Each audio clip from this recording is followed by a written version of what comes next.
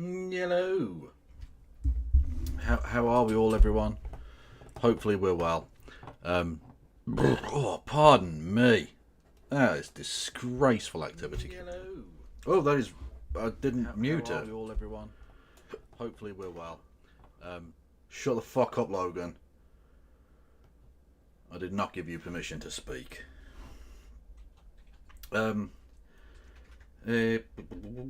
Actually, I don't know if I'd unmuted that. Did you even hear that? I don't know.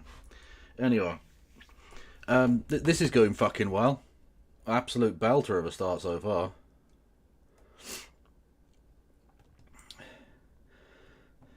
I started late. The fucking music wasn't working again. Actually, I don't know if I'd unmuted that. Shut the fuck up. I've now had feedback twice. Like, this is awful. Why are you watching me? Don't watch me. Go and watch anything else. It's better. I've now got my fucking things falling to pieces. Jesus Christ. What a belter. Oh. You pay me money and I'll employ Rohack to drive to my fucking house and do stuff. How's Kevin Logan today? You were not feeling well yesterday. I mean, a little bit better. A tiny bit better. A smidge. Yeah. So, yeah, but thank you for asking. Trump says the cause of the Washington, D.C. air crash that left 67 dead is unknown. Well, that is not news then, is it? Like, I don't want to be that guy, but that what you're telling me now is nothing. It's no thing at all. Oh.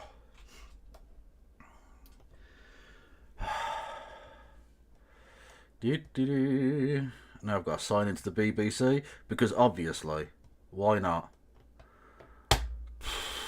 Don't forget, you can give me money. You shouldn't. Yes, I've got a TV license, you cunt. BBC News app. Fuck. And this is an old one anyway. Oh, fucking kill me. Just actually fucking end my existence in Minecraft. Jesus Christ. Ah, chat. See, I was feeling better. Now I'm not feeling so much better. If I'm entirely honest with you. And I haven't set up the fucking thing as well. The Google Meet.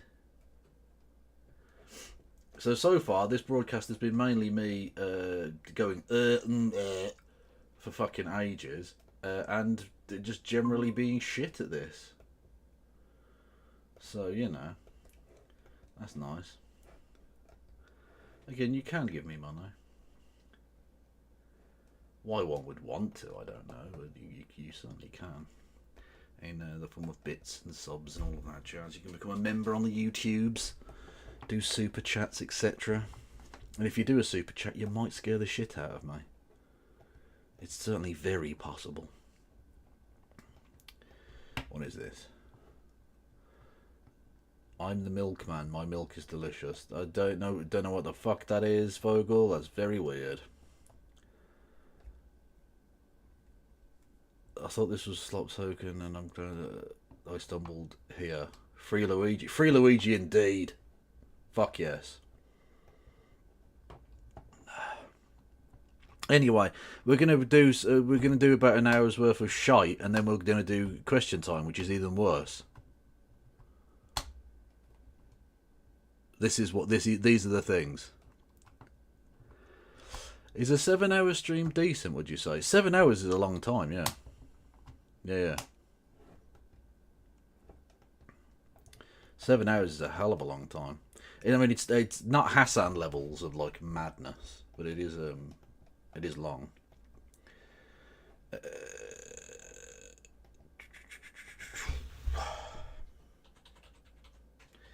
I don't know what she's up to. What's she up to? Someone go and poke her. If she's into it, I don't know.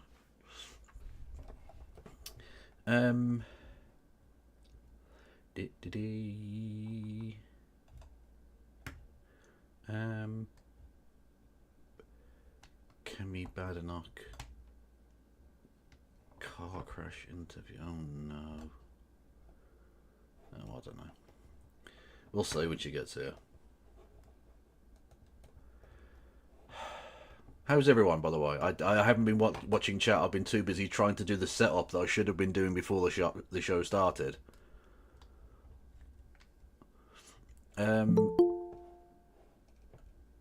Educating the masses is time intensive. I wouldn't say what I do is like that, really. But yeah. Hello, Helena. Hey there, Kev. How you doing? I'm extremely well. How are you getting on?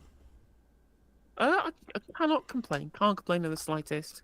Although it's been quite a long time today doing editing on a segment that it looks like no one cares to watch. So, well, either way. Well, not everyone's going to be, you know, a solid forward defensive. True. And at the end of the day, you have to put maximum effort into every YouTube segment because in case one of them like hits that sweet spot on the algorithm, the difference between half an hour versus an hour's worth of efforts put into editing could be an extra 10,000 views if it gets you that extra bit of watch time that really, really gets on the algorithm, right? So it's worth putting in all the time, every time, even in the times where you don't think that particular segment might not hit the algorithm in the right way. Yeah, the algorithm gods giveth and they taketh away. True. This is a fact. What you been up to? Stop it. That's it. Just doing editing. Just editing. Oh, okay, well there you go. It's basically been my week. Oh, we did a lot of cooking yesterday. My brother and I made homemade Nando's together, and it was great. Hang on, homemade Nando's isn't Nando's, is it? That's just chicken, surely. Yeah, chicken in a peri-peri. Like, what did they call cooking chicken before Nando's existed? I guess the peri-peri is the style, but I guess in the UK, people's only real connection to peri-peri as a concept is Nando's. Nando's, yeah. To be honest, Nando's is the only bit of flavour that we have. In all honesty. True. Yeah. Absolutely. To be fair, we have lots of flavour in the UK. It's just all been imported. Well, exactly, yeah. Technically, potato is a kind of flavour, I guess. I love good roast potato, but... True, but the thing about a potato is you have to have it with something. That's when you know something's bland as shit, when you have to put something on it. Like, you wouldn't just eat a potato by itself unless you were starving to death. True. But you can, I think it has to be like central to the meal though, right? So you can get potato centric meals like jacket potatoes and stuff like that. Obviously it has to have stuff with it, but then of course you wouldn't have chicken on its own, would you? You'd have chicken breaded or fried or in some kind of coating or batter. No, you can have. I think you can have basically plain chicken. I think that's fine. Bits of shredded chicken or as part of a thing. It's yes, true. I guess as part of a thing, yeah, but yeah. I don't know. Anyway, Nando's chat. Is that not a thing everywhere? I don't know who doesn't have Nando's. Apologies. America apparently. America doesn't have Nando's. Well, no wonder it's shit. Yeah, I didn't realise for quite a long time. It's a South African company, Nando's. It started in South Africa. Okay, but like Portuguese food. It's why when you go to Nando's, you expect it to be Portuguese, but no, it's styled in African. Yeah, okay, that does make a bit more sense now.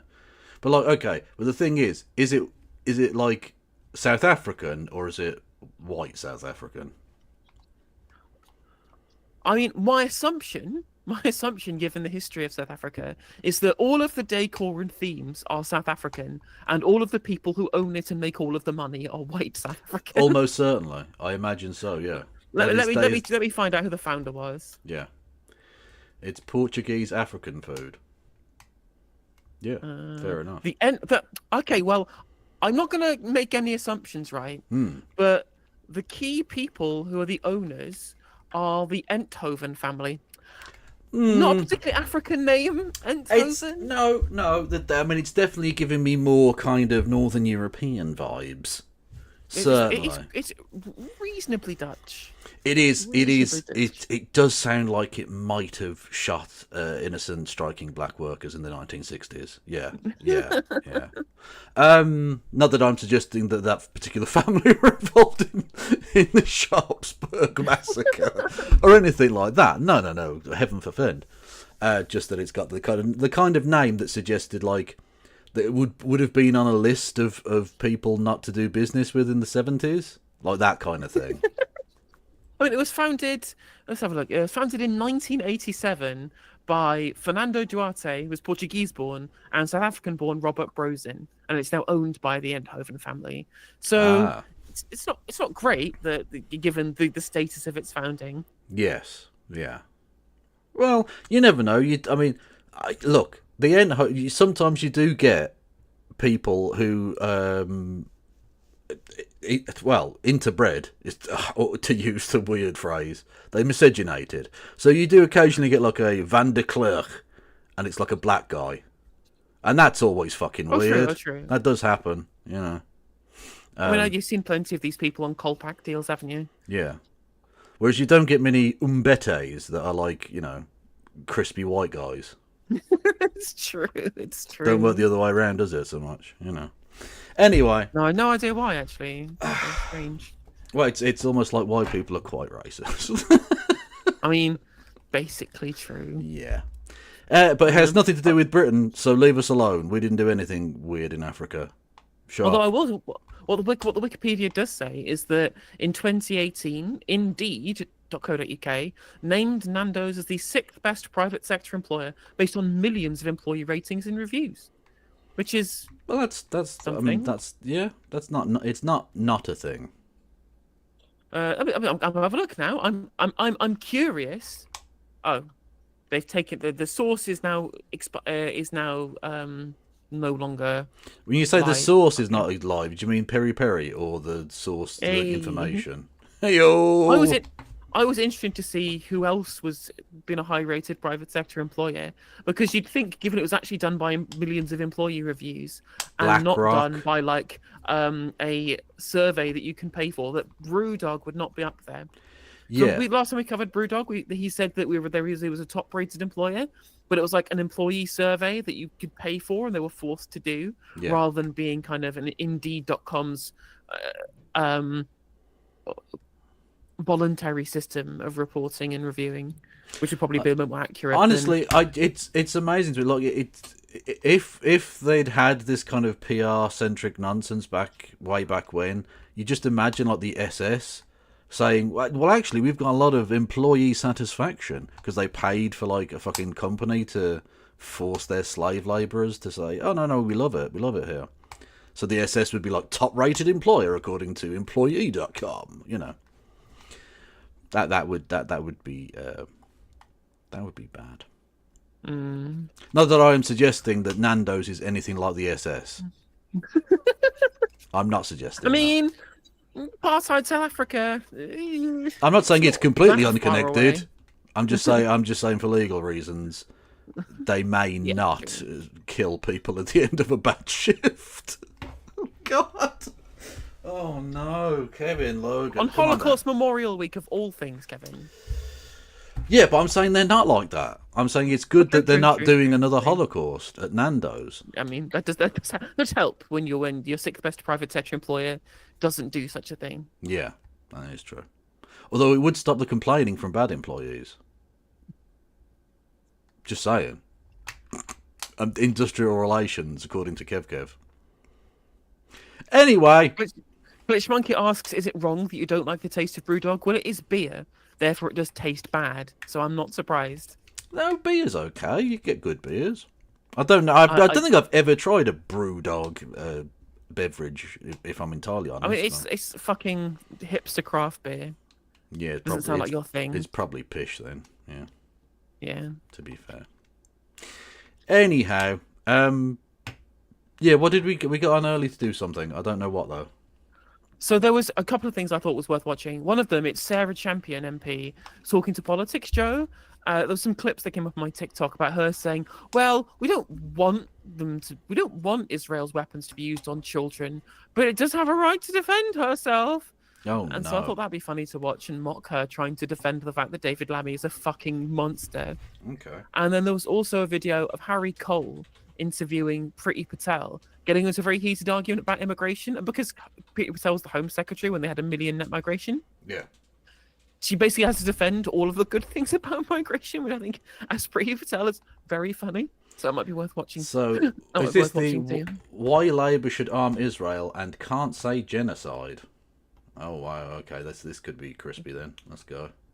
Yeah, that definitely sounds like a good one. Although interestingly, I typed in politics joke. Politics joke. Because I am a fat-fingered fool. Anyway, yes. So I remember that this bit of The Simpsons where Homer puts on loads of weight and he's trying to call an emergency number, and it goes, "Sorry, your fingers are too fat to dial this number. To speak to an operator, please slap the keypad with your fist." But well, my favourite bit from that very same scene reminds me very much of my skill set on the computer when he goes, "How do I get this started?" And it goes, "To start, press any key." Where's the any key? I can't find the any key. Oh, I'll have a tab. He presses that. Oh, I can't have a drink now. The computer's doing stuff. Yeah, that's the level I'm on. Anyway, Sarah Champion, Labour MP, talking gosh. Let's go. If you're not silenced, you bastard. Oh, for fuck's sake. This is going well. All arms sales, but I also do understand pragmatically that Israel has a right to defend itself. Genocide is a legal term. I know everybody wants us to call it genocide. It's a legal ruling. I'm concerned, I have to tell you, that the US has now rowed back on the sanctions. Okay, but why were you okay with saying that Russia was doing genocide before there was a legal ruling? Well, I don't know if she was, but the Labour Well, Party the Labour certainly Party, were. yeah, look, Keir Starmer did. And he was a lawyer. Yeah. He should know better. Our human rights lawyer in chief, no less. Indeed. That it had put in place on Israeli settlers. He's looking at this as a realtor. You know, this is clear what he's angling for here. The fact that his son-in-law increased his shares in settlements. This is something we all need to be very mindful of and very aware of. Hello, Sarah. Welcome to Politics Joe. How would you like to introduce yourself to our audience? Well, my name is Sarah Champion, and I'm very proud to be the Member of Parliament for Rotherham. But also, and I think the reason we're talking now, is I chair the International Development Select Committee. We're here to discuss the report that was published last week by that Select Committee onto Gaza. What sort of evidence has the committee heard about the humanitarian situation in Gaza? Where to begin? Harrowing evidence. We've heard from British medics that went into Gaza and tried to help on the ground. Well, you've heard from the ones that the Israelis didn't purposefully kill. Yeah. Just saying. We've heard from Israeli civil groups who are trying their best to hold peace and communities together. We actually went out to 2 different trips, but we went out to see for ourselves what we could. We went into East Jerusalem and the West Bank because whilst the attention is rightly focused on Gaza, what's happening in the West Bank is also pretty horrific. We heard from lawyers, we heard from politicians, pretty much across the ground really, to try and get a holistic understanding of what is really going on and solutions, because that's what we're all really craving. What is the scale of the humanitarian situation on the ground right now in Gaza? No, I mean, again, numbers don't do it justice. I mean, you're looking at 2 million people who have had their houses destroyed. You're looking at people who for 14, 15 months, if they've got long-term conditions, have had no medical support. So the committee... To be fair, it's like that here with getting a GP's appointment, though. So, you know, like we can't get fucking medical treatment here. So I know why everyone else is complaining.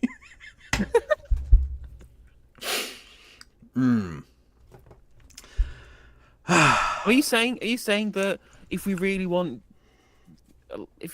medical treatment, we should get on a plane to Gaza? Yeah. No, I'm suggesting the British government are committing genocide against its own people. Went out to Al Arish, which is the Egyptian side next to the Rafah border, and we went into a hospital there, and I saw a 3-year-old who had leukemia, and she'd not had any treatment whatsoever. So all of the existing health conditions have had no... But Israel has a right to defend herself. That leukemia kid just needs to fucking die and shut up. Clearly.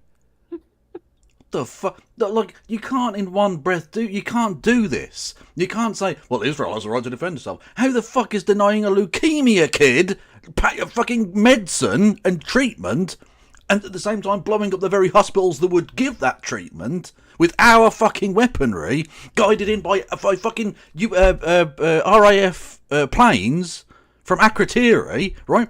How the fuck can you possibly square that circle for me? Unfortunately, Kev, there was a Hamas command and control center inside that chemotherapy unit. No, but inside that kid's fucking cells. Yeah, there were tunnels underneath the cells, so she can't get leukemia care. Fuck her. Honest to God, these people are fucking ghouls. The treatment. So if you've got cancer, kidney dialysis, you'd not be able to have that. If you need medical support, you'd not be able to have that. And then layered on top of that are all the people that have suffered horrific injuries from the bombing, from the snipers. And then add on to that, literally everybody will be facing trauma. And I think I'm so grateful and relieved that a ceasefire has been brokered, a very delicate one. But what I worry about is that gives people time to think.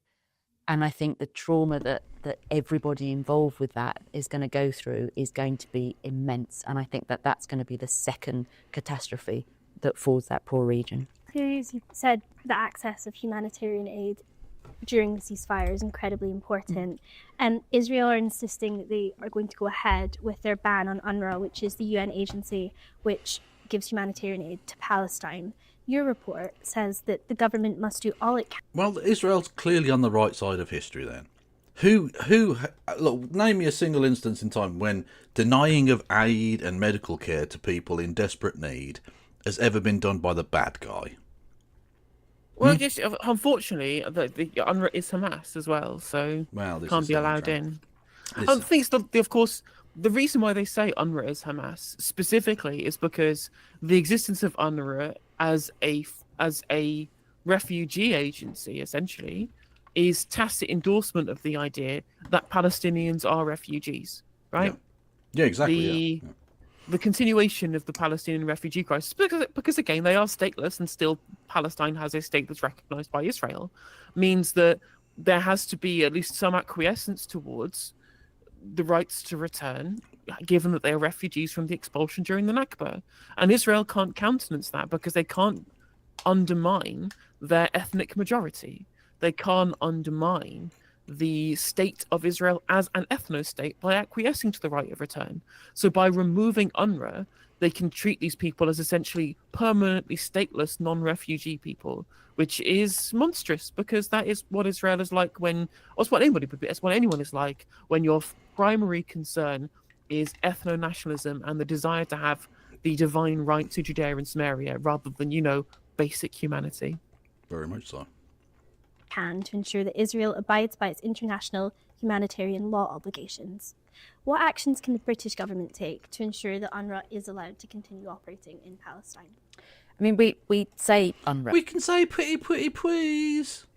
Oh, can you let aid in, please?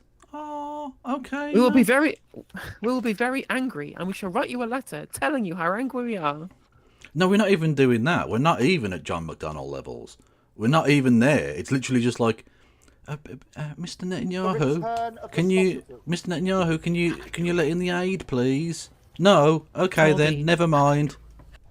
And that's it. That's what we like to call foreign policy, according to Keir Starmer. Absolutely. International diplomacy at its finest. Also, thank you, Mr. Satnav, for the 500 bits. And thank you, Jack Mellor, for the 9.99. She's hardly championing the cause of Palestinian human rights and upholding international law. Very much so. Okay, firstly, right, Mr. Satnav also gave me 500 bits, so that's suspicious and weird. That's weirdly timed. Also, is that the Jack Mellor? It is the Jack Mellor. Oh my god, I'm fangirling. Oh no. Let me focus on the first two letters, UN. This is a UN agency. This is something that the international community has signed up to. It represents us as much as... You know what also starts with the UN? The UN definition of genocide, which Israel is breaking right now, and we are signed up to that as well. But also, the UN is Hamas. This is what Jake Wallace Simon said it, so it must be true. Yeah, and I don't know if he said that. He almost certainly has said that. Yeah, I'd be very surprised if he hadn't. As it represents the French, the Americans, wherever in the world. This is yeah, just the good white people places. Don't name any other places. Just the France and America. Guinea, Vietnam. Anyone? No. Okay. No. An organisation. So banning its operations, banning its international mandate, is something that all of us need to stand up and fight against. Because when a country that we're friends with does something like... Also, yeah, it's not just the banning of UNRWA, it's the fact that they've killed UN workers deliberately, targeted and killed UN workers demonstrably. They've blown up Gaza and Lebanon. UN hospitals and schools. I'm just saying. They've killed like UNIFIL people, like actual like UN peacekeepers in South Lebanon. Yep. So, yeah, you've just got to own that, Sarah. You don't get to crawl out of this now being like, we support the UN. The UN's good and awesome. Could have voted against Israel on any of those occasions, because we're on the we're a permanent member of the Security Council. We could use any of that power to maybe...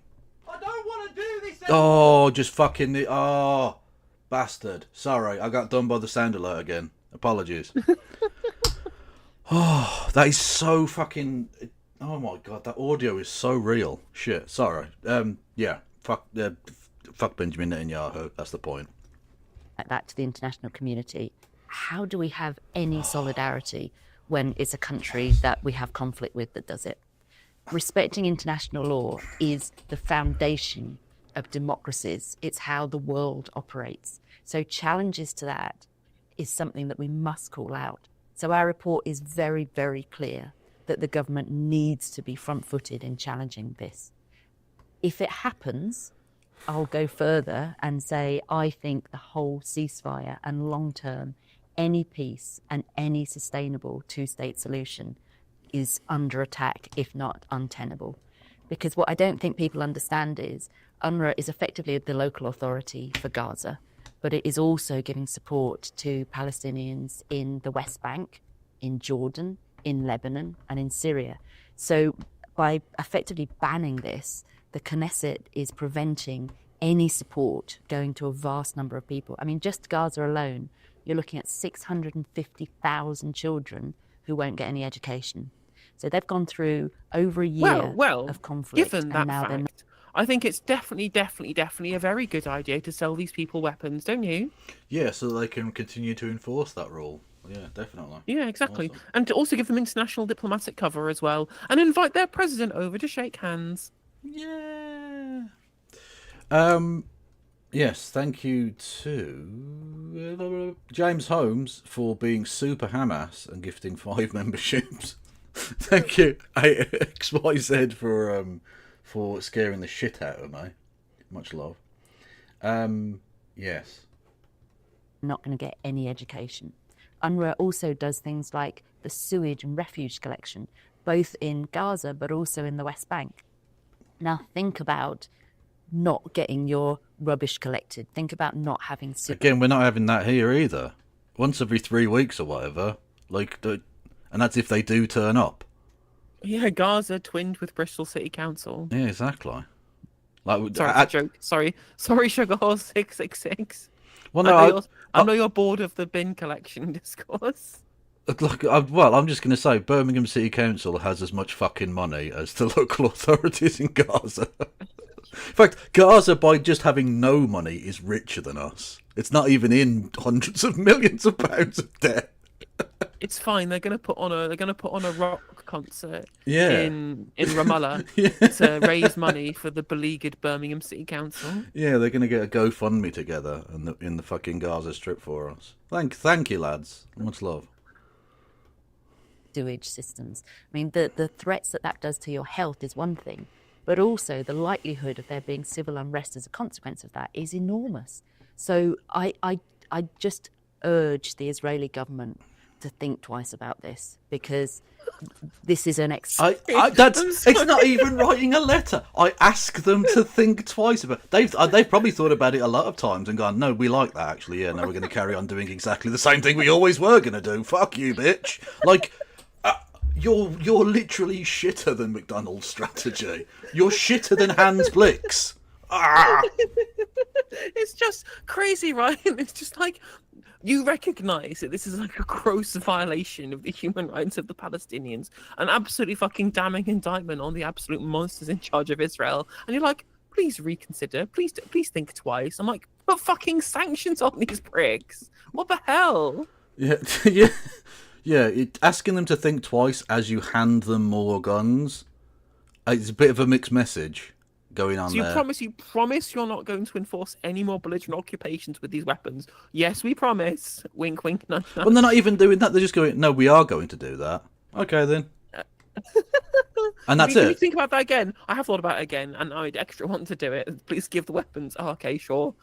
Yeah, exactly, yeah. Like, I've thought about it not just twice, I think about it every day. It's hilarious. Let's continue to genocide people. Whee! Sorry, it's still just so funny. Just the phrase, please think twice. Please think twice. I mean, that is the most pathetic, like, supine attitude. It is supine. It's such a great word. It's embarrassing. It's fucking It is. humiliating. Look, I know we're not a major world power, but neither is Ireland or Spain or Norway, and yet they've got more fucking balls than us. We've got nuclear weapons. Why can't we swing our dick a little bit and just be like, Israel, cut it the fuck out, you cunts? Like, is it that difficult? But to be fair, America own our nukes in the same way that they own our foreign policy, so... True. We can't even pull a Chagos, for fuck's sake. Imagine if we wanted to fire a nuke. Just imagine the American president just laughing down the phone line as Keir Starmer goes, can we fire a nuke, please? No, bitch. Bye. Click. I think it's probably the other way around, actually. It's going to be Donald Trump going, you must fire the nuclear warheads at Iran. We're having the most biggest conflict, the most embiggened conflict you've ever seen with Iran. We're going to wipe out those Islamics in Iran. We're going to do it. You'll never seen such a big nuclear warhead launch. And it's like, actually, I don't think that would be particularly relevant for the interest of Britain. I don't care what's in your interest. Whatever's in my interest is in your interests too. Have we considered? I told you what I want. Yeah. Have we considered asking the mullahs to think twice, please? Have we gone down the thinking twice line with them yet? Because we haven't even written them a letter of strong condemnation or even mild annoyance. So we don't need to escalate straight away to the nuclear option, actually, Donald. And then he just nukes us for just for being annoying. Just for slightly irking him, he fucking drops a nuke on Newcastle. Exactly. We've not got the resources that Greenland has, so why bother invading when you can just nuke? Exactly. You haven't even got any rare earth minerals. You're getting glassed. Boom. Existential threat, not just to the Palestinian people, but to the whole global system. This is big, and they need to take it as such. The committee heard evidence suggesting indiscriminate targeting of Gazan civilians, including children, and by the Israeli army, and this was supported by testimony of IDF soldiers. They also heard evidence of forced displacement and acknowledged the charge that Israel has used starvation as a method of warfare in Gaza.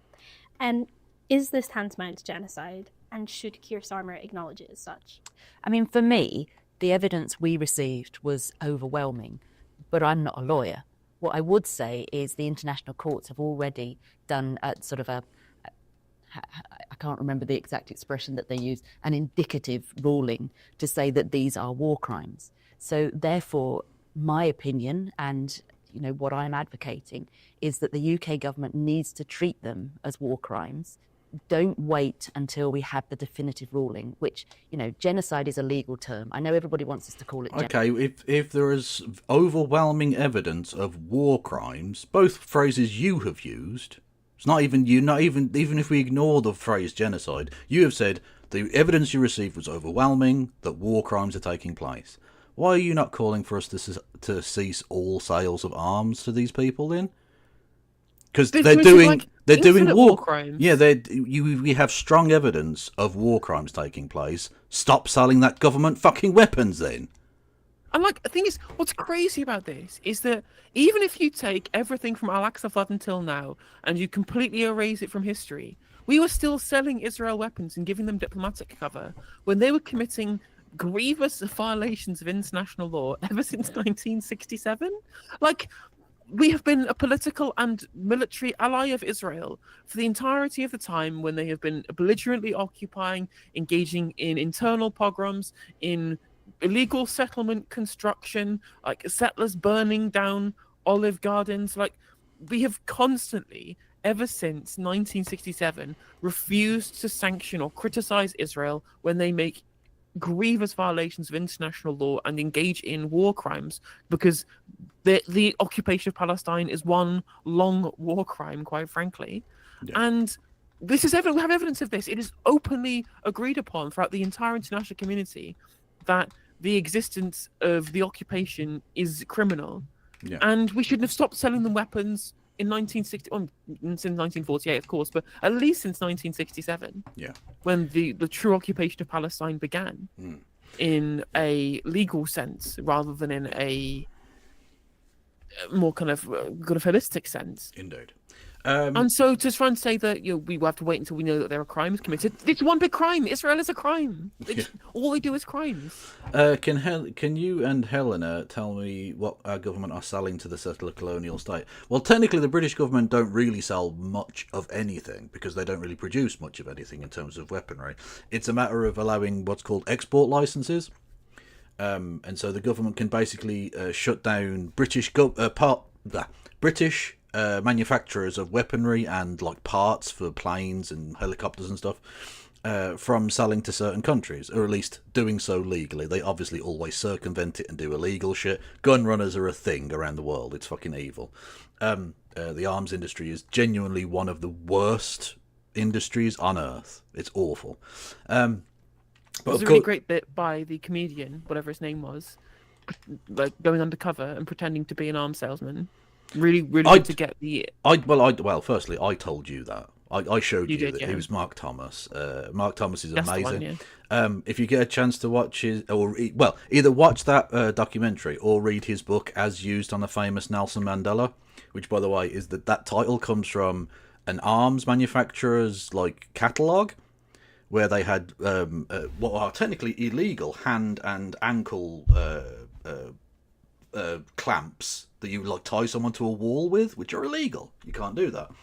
And literally they advertised it in that brochure as used on the famous Nelson Mandela, as a unique selling point for that product. Wow. Amazing. Genuinely amazing book. Very funny as well, because he's a stand-up comic, so that's like what he does. Anyway, they're evil bastards, arms dealers. The British government don't really sell anything. It's the allowance of British companies to sell to, war zones, for instance. That's always like, if it's a war zone, you are generally not allowed to fucking sell weapons there. Well, of course they do. And if you're committing genocides or war crimes, you're not allowed to either. Usually, except Israel gets a pass, because why not, I guess. Well, because it is Israel. They are special. They are special. They are. Genocide. It's a legal ruling. Oh, and by the way, just a little fun fact for you as well in terms of the British taxpayer. Virtually every single arms deal that British companies ever do is underwritten by the UK taxpayer. So if, for instance, they sell, let's say, 100 million quid's worth of arms to dodgy dictator in Gambia, then and that guy gets overthrown and the new government won't pay up, Muggins ear pays for it. Literally, the British taxpayer pays for it instead. Yeah, I'm trying to find out which ones are the ones that we've done the most of. Most what, sorry? Which countries? Because I remember seeing a list of countries on. I think it was on social media. I can't find it right now. It's almost certainly, I imagine, money that we've underwritten them for. I imagine it's probably Saudi Arabia. We sell a huge number of arms to Saudi Arabia. That's true, but I think Saudi Arabia usually pay up because they have lots of money. Like, I think it was like. Oh, I mean, Tunisia- who's defaulted on it? Oh, okay. Yeah, that's possible. Or maybe it'd be something like Libya recently. I can't imagine the slave traders are going to pay up for Gaddafi's fucking weapons. I imagine. Yeah. So there's probably something like that. But who knows? Or maybe it's, I don't know, fucking John McCain handing out guns like candy to random fucking groups in Syria. Who knows? By the way, can we get some lols in chat for John McCain still being dead? Because that is hilarious. Rather than waiting for that, we need to act to protect civilians now. It will take probably years, unfortunately maybe even decades to get that legal ruling. People are dying now, and that's what we need to be focusing on. And of course, what we ought to be doing as a UK government is getting all of the evidence, is putting all the pressure on. But what I'm finding, not just in this conflict, but around the world, we're seeing civilians being used as targets in wars. Indeed, which is why presumably you were against this Israeli general coming to London this week, I presume, Sarah? Maybe? Don't know. General Bastiuk, what did you discuss with the MOD? Are you worried about the ICC investigating you for war crimes? Are you a war criminal, General Bastiuk? Are you a war criminal, General Bastiuk? What you see pouring in here is what's called the banality of evil. Think about it. Get back on the street. Don't come into this building that you've paid for. Fuck off. General Bastiuk, are you worried about being investigated by the ICC for war crimes? I just filmed the Israeli General Oded Bastiuk, who was the operations lead in Gaza in Israel's 50-month brutal genocide in Gaza, walking into the RUSI building behind me on Whitehall in London. We've heard that he was at the Ministry of Defense earlier, along with a delegation of about 7 or 8 Israelis, including generals and other military officials. I tried to put a few questions to the general in front of the building here. He wasn't keen to answer any. The RUSI... True, he ran away, right, because you're not a 7-year-old child? Otherwise, he'd have fucked you up. Security fuck you, slammed the door. Exactly. You don't even look like you have leukemia, mate. Like, what's the point? It's no fun for it. He can't get off if it's like someone who can fight back. From my face. So clearly, they're trying to keep secret why the Israeli general's here and who he's meeting with. Yep, well... Again, when asked about war crimes and you run away, that definitely suggests innocence to me.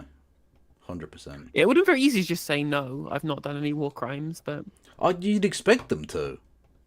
But like he's running away and not saying anything and looking genuinely scared because this is, oh no, he might be able to fight back this one. Oh no. Can we not just launch a fucking drone at him from 100 miles away, please?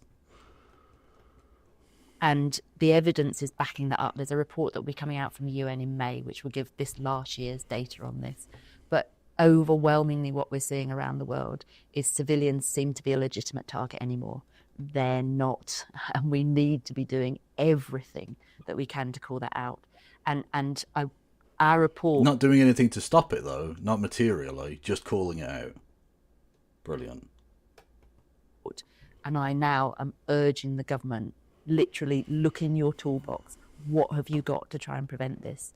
Because okay, but look, sanctions. But the thing is, it's literally we haven't tried anything and we're all out of ideas. You've looked in the toolbox and gone, well, these are all tools, and what I'm looking for is not a tool. Actually, can we just? Oh, I don't know. I don't know which tool to use, so therefore I'm not going to use any of the tools available here. Yeah, literally, like. There, it's sanctions. The casting off of diplomatic ties, expel the ambassador. I mean, that's a given. The idea that you've got a fucking ambassador to Britain calling openly for the genocide of another people, and we're just fine with that. That's fine. You can do that in Britain. Yeah, that's cool. It's not an issue. It's not an issue. Yeah, no, that's absolutely fine. What the fuck is going on? Get out.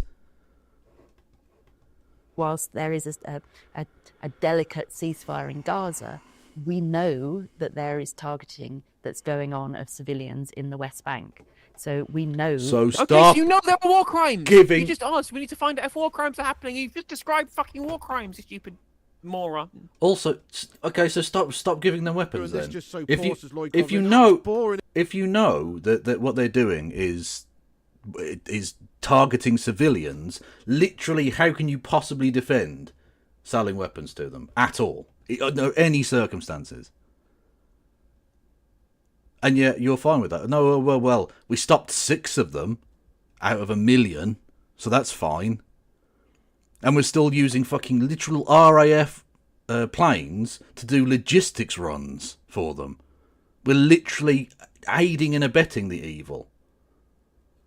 Fucking hell. That settlers are going into Palestinian villages in the West Bank and destroying their property. Something has to be done to call that out. It's not just focusing on Gaza. It's the whole of the area. No, this is the liberal thing. This is the liberal thing. We'll literally be on the cattle trucks, and they'll be like, "See, we told you it was fascism, but you didn't do anything to stop it. You just said, look, fascism.' That didn't help anybody. If all you're doing is going, it's bad to target civilians, and then still selling them weapons, still refusing to do literally anything with your position on the Security Council, even if you know America are gonna not boycott it, are gonna vote it down. Okay, fine, force them to then. Force the Americans out into the open and saying, yeah, you're evil bastards who are supporting more evil bastardry. Try do something, fucking anything. And literally just standing there and look, watching like the hunting dogs like tear a fox to pieces and go, no, this is illegal. This is illegal. Oh no, this is really bad. Excuse bad, me, Israel, bad. Hunting dogs. Have you considered thinking twice about ripping that fox apart? That's exactly what it is. Yeah. The opportunity to have a Palestinian state unless we stop this now. On that point of the indiscriminate killing of civilians, including children, the report that the International Development Committee has published does not recommend that the UK suspends granting arms export licenses to Israel. Why is that? It's a really difficult one because No, it is not. By your own admission. You just said they were targeting civilians. So why are we aiding and abetting their ability to target civilians? Like, us not selling them anything, yeah, they're still going to be able to target civilians. But, like, if no one does anything, then nothing can ever possibly change. Just asking them nicely hasn't worked. You've tried for the last fucking 60 years. Doing something might help.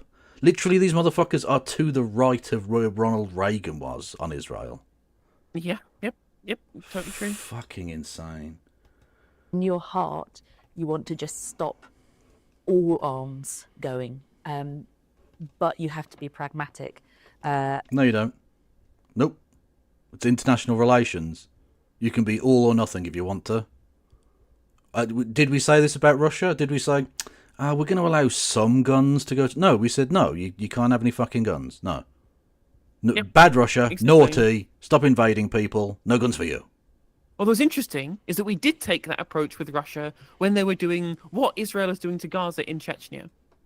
Yeah, that is true, to be fair. When they were geopolitically aligned with us, so to speak, they was absolutely fine. Tony Blair was out there watching the ballet with Vladimir Putin. It wasn't a problem. It wasn't an issue. Not an issue. Not an issue at all. Not an issue at all. And then suddenly, they changed geopolitical bloc, and the exact same things are beyond the pale in Ukraine, which is true. But unfortunately, I am somebody who has actual principles and a consistent moral framework, and I think it was bad in Chechnya, and bad in Gaza, and bad in Ukraine. Turns out, right? Yeah. Yeah, go on, sorry. So it turns out, right, that invading occupying forces, butchering civilians, is a bad thing. Right, but if you notice, the people of Grozny are a little bit Muslim. True. Literally, according to in the words of Tony Blair, we should ally with Putin to stop Islamism. Yeah, no, thanks, yeah. That's super well done there, Tone. Thanks. We should definitely listen to him more. about like AI and stuff. He's definitely got the interest of the people at heart. Lovely. It was really good that it was really good that MI6 under Tony Blair interfered in the Russian election to get Vladimir Putin elected, isn't it? It is good. It's also good that Tony Blair literally with his own bare hands killed Dr. Kelly, literally strangled him to death. He did that. He murdered him.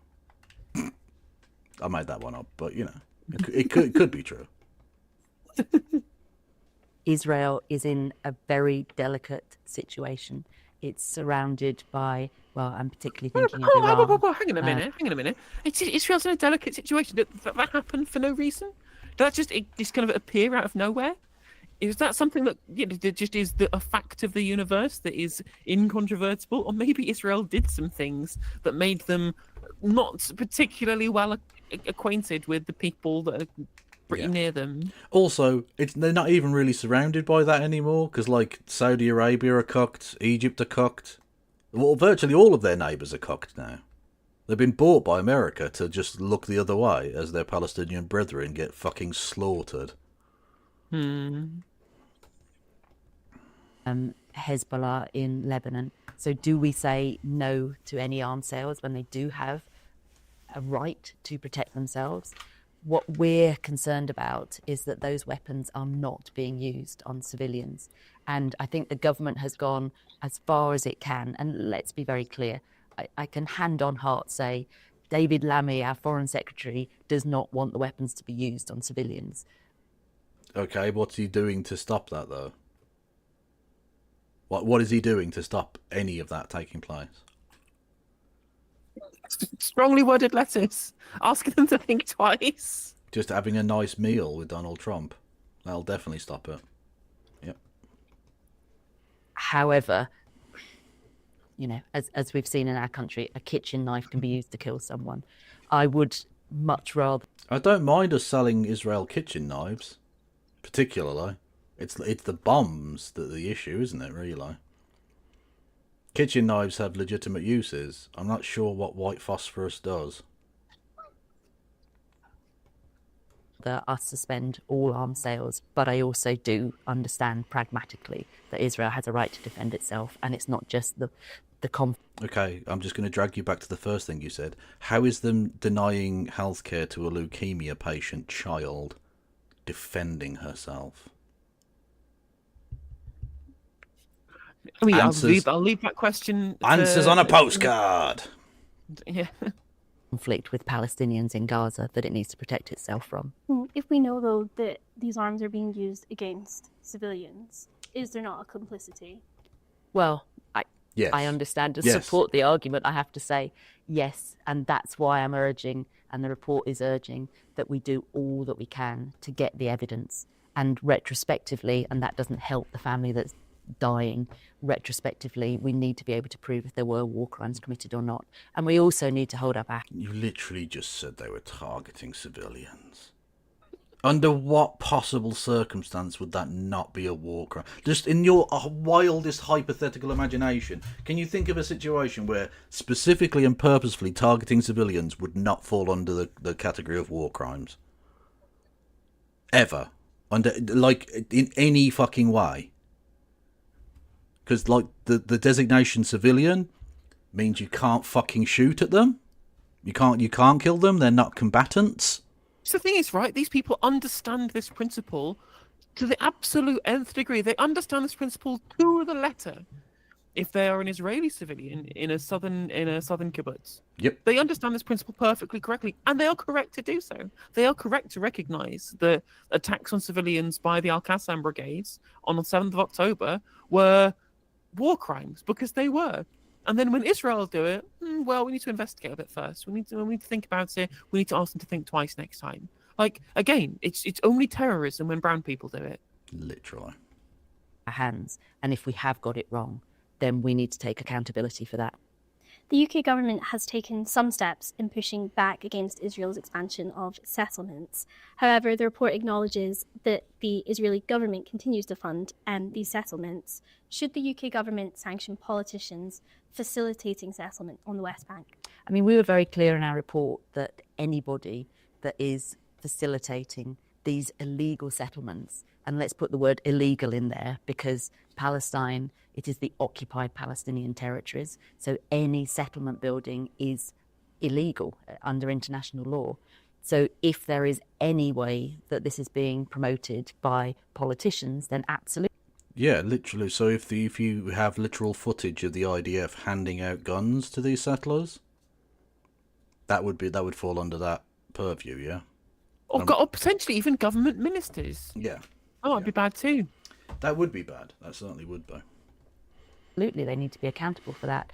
I'm concerned, I have to tell you, that the again, US has now rowed back on It's so tilting, right? Accountability. Like, remember, I hate to make like a really kind of glib comparison, but it's basically like rings true here, in that it reminds me of like the 2016 Tumblr days when someone would do a bad thing. It's like, have you self-criticized yet? we need to talk about accountability here. I'm like, no, material action, please. Do some praxis. Get people to stop. The sanctions that it had put in place on Israeli settlers.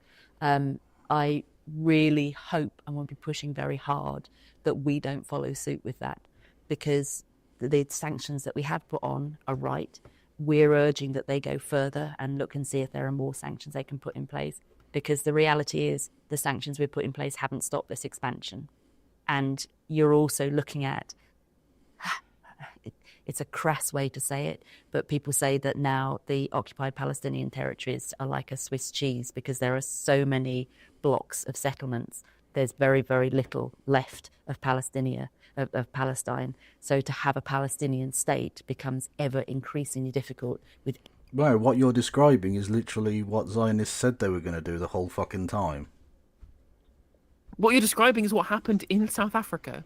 Like, yeah. This is just South Africa that you're describing here. And the solution wasn't, of course, to create a weird patchwork state where only the black people lived and then the white people get everything else. What you create is a single state where people have equal rights. Yeah. Every new settlement that's in there, and don't think that this isn't systematic. I mean, this is obviously what the aim is of some politicians also, in Israel. Again, we've mentioned the role. Again, these are international crimes. You want evidence of some of the crimes you say would preclude you from giving military and diplomatic support for Israel? There you fucking go. Yeah. You just described war crimes. You described egregious violations of international law historically. Indeed, so. Of the US and also how fragile the ceasefire is. And since Trump's become president, he said that we just clean out that whole thing in reference to Gaza, and said he'd like Jordan and Egypt to house Gazans. Do comments like that concern you? Oh, hugely, because people listen to them and they embolden people. I mean, I think one of the good things is, I think, the whether it was fear of Trump coming in or wanting to be seen to be supporting Trump's commitment to get a ceasefire, there is a ceasefire in place. But using language like that, and I think he's also said that what a nice seaside Gaza has. I mean, he's looking at this as a realtor. You know, this is clear what he's angling for here. Right, but so are the Israeli government. What the fuck are you talking about? It ain't just Trump. They've literally been holding settler conventions, you prick. This is on the cards, since fucking 2023. Yeah. The fact that his son-in-law increased his shares in settlements, this is something we all need to be very mindful of and very aware of. And yes, it inflames the situation. Don't give us fucking mindfulness. Give us action. Give us actual material action. You are a government. You are literally the governing party of the United Kingdom of Great Britain and the 6 counties that don't belong to us, right? You are literally in government. You're in fucking government. Do something. Don't do mindfulness. Do actual things. I think Jim Shannon just exploded. You just made him go nuclear. Good. Some say he exploded too soon. Some say not fucking soon enough. So, I don't know what you do about a situation like that other than call it out every single time you hear it. On Trump again, you've spoken about how important it is that justice is delivered through the international criminal courts, including Netanyahu, who has been charged. Are you concerned that without America taking an active role in the pursuit of that justice, that it could be at risk? Very much so. And also, I mean, one of the things that we are urging the UK government to do is lead a motion in the UN to protect UNRWA. But also, you know, you can lead a motion, but if you have countries that then block it, it stops. What country might block it? Is there a country that would block it, that would be aiding and abetting a genocide that we should distance ourselves from? Presumably, they must be talking about Russia, because that's evil. Why would anyone do that? Thankfully, we're just friends with America, and America are awesome and would never support such terrible, terrible things. Absolutely not. Or indeed, fucking hell, I only dug this up recently again because David Lammy was in the news because the man is a fucking the worst person in Britain. I genuinely think that no one is worse than David Lammy, and not just because of the things that he's done, but the fact of just how much of a fucking how much of a fucking gigantic hypocrite he is. Yeah. I do not recognize the humanity of David Lammy, and it's just so brazen as well how much of a sellsword is the word I used to describe him, that one time when he just become foreign secretary, he wrote on his blog, on his Substack, that Azerbaijan had liberated its historic territory in the Nagorno-Karabakh. Well, that's one way of getting our empire back. Just say, look, we used to have it, we're just taking India back. What? It's fine. That would also count for America, just saying, lads. Just, oh God, he's such a fucking... We're just liberating the original 13 colonies. What's wrong? There are no words to describe how much of an absolutely fucking disgusting cockroach David Lammy really is. You know, he is subhuman, definitely. Is one of the things that concerns me whenever, and it goes back to what I was saying about respecting international law. All it takes is one of the big players to ignore it or belittle it, and the whole system collapses. And yeah, that happened. That's already happened. We had a nice little run for a few years where we kind of pretended international law was a thing, and now we're just like, nah, fuck it. No, who gives a shit? Whether it comes to sending people via slingshot to fucking Rwanda, or whether it's Israel just saying, nah, fuck it, we can bomb schools, who cares? It doesn't matter anyway. International law doesn't mean anything. It only means something if we can, attack our geopolitical enemies with. It's very conservative in that sense. Again, it was laws that are supposed to bind other people but don't apply to us. Yeah, the essence of the true essence of conservatism is that there should be an in-group which the law protects but does not bind, and an out-group that the law binds but does not protect. Yeah, there you go. And we are the in-group, and everyone else is bad. We need to have a selfish reason for upholding international law, because it applies to us and it applies to our enemies equally. And anything that undermines that weakens our own security. So I'd say to people, do it for the right reasons, because that's the right reason to do it, but also do it for a selfish reason, because for me, I look around the world, and 20 years ago, 50% of the population was under a democracy. Now you're looking at, I think it's 33% of the world. That is a dramatic fall. And democracies are a long way from perfect, but I think they're much better than what replaces them. So upholding international law is one of the absolute key structures that keeps us all safe. And seeing how in America they're quite actively looking to override existing legislation, I mean, that's something we should be worried about, and that's something we should be calling out. I have hope that the American system is strong and their constitution is robust. And as we saw with previous administrations, it tends to override what an individual wants to do. But we're in a different space now. Well, that's you really? Yeah, this is so reassuring. I feel very, very calm and chill about the prospect now. Thank you. It'd probably be alright, I reckon. Yeah, it'd be fine. We just had a fucking mid-air plane crash because Donald Trump illegally suspended new hiring of air traffic controllers. the funny thing, the best part about all of this, I mean, it's terrifying, but the best part of this is all this does is show the Democrats, yeah, they did have the power to do this all along. Yeah. Like, they could have literally done all of the good things that they said they wanted to do and never did. But apart from, terrible Joe Manchin and Kirsten Sinema, these miraculous people who just turn up and tank all of the good legislation they definitely wanted to do. And it turns out the president could have just done it by decree. Oh, damn you, parliamentarian! Ah!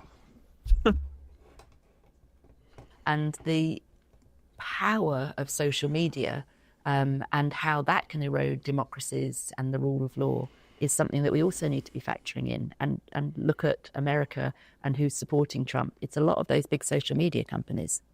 Sarah Champion, thank you so much for speaking to us today. Thank you. Literally go fuck yourself. Yay. Anyway, question time, which means we need to go move over from the YouTubes. Well, you do. Anyone not going over to No Justice's Twitch, if you want to stay on YouTube because you've got brand loyalty for some fucking reason, yeah, come over and say hello to the Kev. And don't forget to hit the follow button and that. Do it. Or no, or subscribe button. Yeah, sorry. Can YouTube and Twitch just get like a uniformity of words for this? Because subscribe means different things on the two sites, and it fucking annoys me. It does. But yeah, if you want to, I have just posted the link to Twitch on the YouTube chat. Please go and click the link in the YouTube chat to come and watch Question Time with us, which I will only be doing on Twitch because I fear the copyright cuck. Whereas I embrace the copyright cuck. I look it dead in its face. I maintain eye contact as it comes inside my wife. So I will absolutely be throwing you over to Kev on YouTube. If you want to stick on YouTube, if you want to come over to Twitch and watch me there, please do click the link. I very much appreciate it if you would do either and stick around. Because Question Time is actually, despite the fact that Question Time is basically unwatchable without mine and your commentary, and actually it's definitely the best kind of content of the week, I think, because it's the kind of the format, I think, with actual public questions makes for far more interesting than just journalists giving hand shandies to their favourite politicians. Yeah, that's honestly, the Laura Kay is fucking unbearable at times. Oh, sorry, award-winning journalist Laura Kay is genuinely unbearable. Fucking awful. I mean, to be fair, we got multiple outbreaks of journalism last Sunday. Yeah, but the occasional localized epidemic of journalism is not quite what I'm after. I'd like a consistent level of like basic competence as a journalist. Whereas, as what we really know she wants to do is give questions to Boris Johnson and then pretend like that was an accident. Honest. Award-winning journalist. Like, what was she even going to ask him that was going to be that fucking difficult anyway? Like, they weren't doing advanced algebra or some shit. Like, I mean, to be fair, you probably could have given Boris Johnson, like, year 8 maths questions, like, key stage 2 math questions, and he'll probably still get them wrong. Yeah, probably. He's one of those guys like, are you smarter than a 10-year-old? No, he isn't. Just, you don't even need to go in the show, mate. You aren't. He speaks French. He speaks fluent French, which I didn't realise. Well, he is foreign. True, he is a foreigner. Foreigner. Coming over here, being Prime Minister. Exactly. Unbelievable. Also, so anyway, please click the Twitch link to come and watch. If not, I'll be raiding out on YouTube in 5, 4, 3, 2, 1. See ya! Yes. Hello, everyone. Filtering in from the No Justice stream. You know who I am. You've been listening to me for the last fucking hour. So, like, hit the follow button and that. Fuck yeah. Do it. Anyway, yes. Yeah.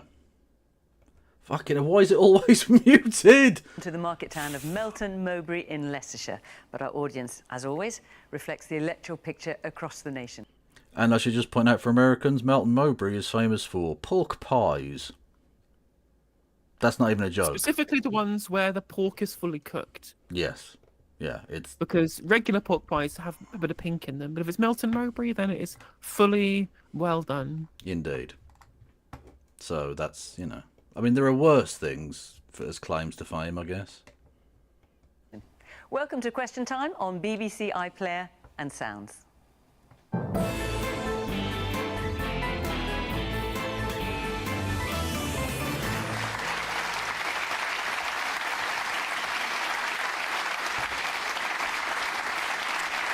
on our panel is Treasury Minister James Murray. He's part of the government team led by the Chancellor Rachel Reeves, trying, as they put it, to go further and... Okay, that's Megamind. Don't start with me. I can't believe the kind of people they keep sending out to do these big time communication gigs. I don't know if you've seen much of James Murray. No.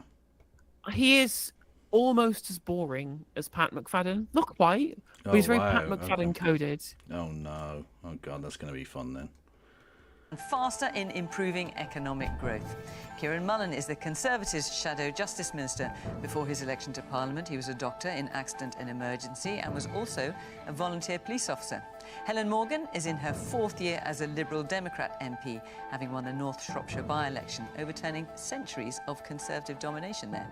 She speaks for her party on health and social care. Zia Youssef chairs Reform UK, who won over 4 million votes and 5 seats in last year's general election, and his party is now polling so strongly. I do look a good brown person human shield for Reform. What's funny is I think that, I mean, it reminds me of the kind of political trajectory of the United Arab Emirates, in that they just kind of realise they don't really care about religion anymore. They care about money. Yes. And so, even regardless of what happens to broad people who've come here from the subcontinent into the UK, for example, I don't think he really cares about solidarity with that group, because that man's a banker. Yes. So what's important to him is getting more money. And if he wants to be able to hijack ethnic tensions between white people and migrants just so that he can be able to deregulate the banking sector, I think he would. Oh, absolutely, yeah. He predicts Nigel Farage will be our next Prime Minister. And Alison Phillips ran the Daily Mirror from 2018 until last year. She's now a columnist for the political magazine The New Statesman, as well as the I newspaper.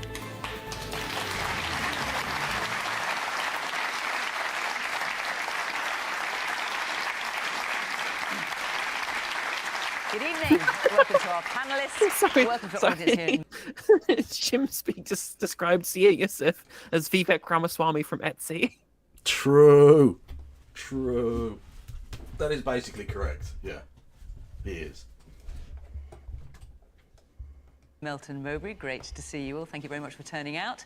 And of course, welcome to you at home. You can join the conversation on social media as always, or you can just sit back and listen and watch the thing. Anyway, let's hear our first question, which is from Rachel Roberts. Growth or green?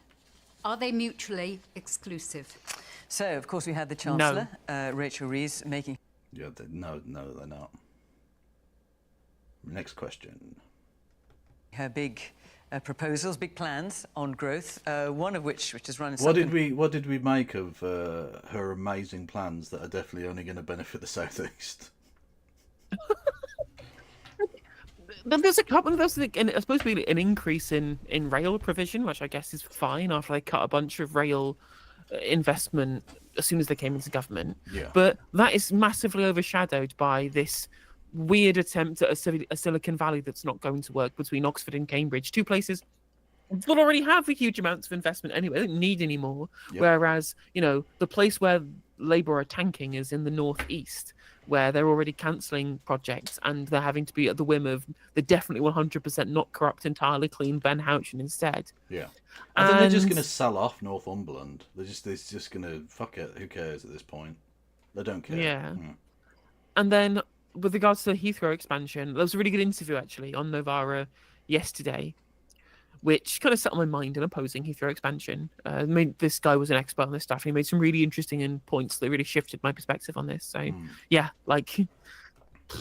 it's not great, is it? No.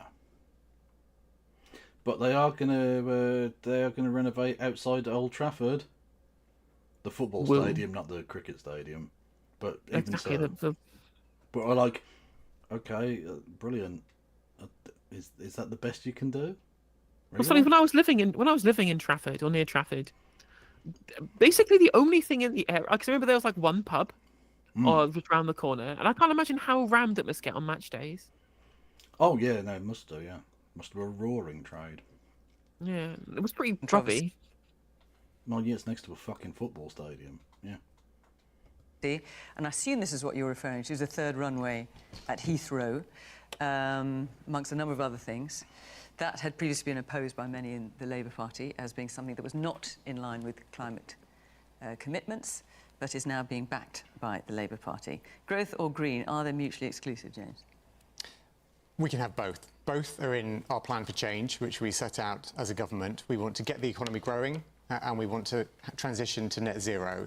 And we know that the two are not only compatible, but actually they can help each other. So if you take, for example, the sprint that we're making on clean energy to try and make our energy transition to have homegrown energy here in the UK with wind turbines and solar panels and so on, all of that drives economic growth, as well as giving us energy independence and bringing down bills. So the drive to decarbonise our economy, to transition our economy, goes hand in hand with economic growth. And we see that as being a really important way of putting more money in people's pockets. But when it comes to the third runway, I mean, I've listened to Rachel Reeves talking about the various ways in which she thinks that could be in line with the government's climate commitments, such as a sustainable aviation fuel. But that is a minuscule fraction of all jet fuel in flights leaving the UK, and the target is 2%. Yeah, but that's all. It's just technocratic tinkering at the edges and changing absolutely nothing. That's literally the Labour Party's raison d'être at this point. And like, it's supposed to be 260,000 extra flights a year from Heathrow with an extra runway, and I'm just like, is that the actual growth that our country is going to need to properly fix the foundations and end 14 years of Tory chaos, difficult decisions? Toolmaker, 22 billion.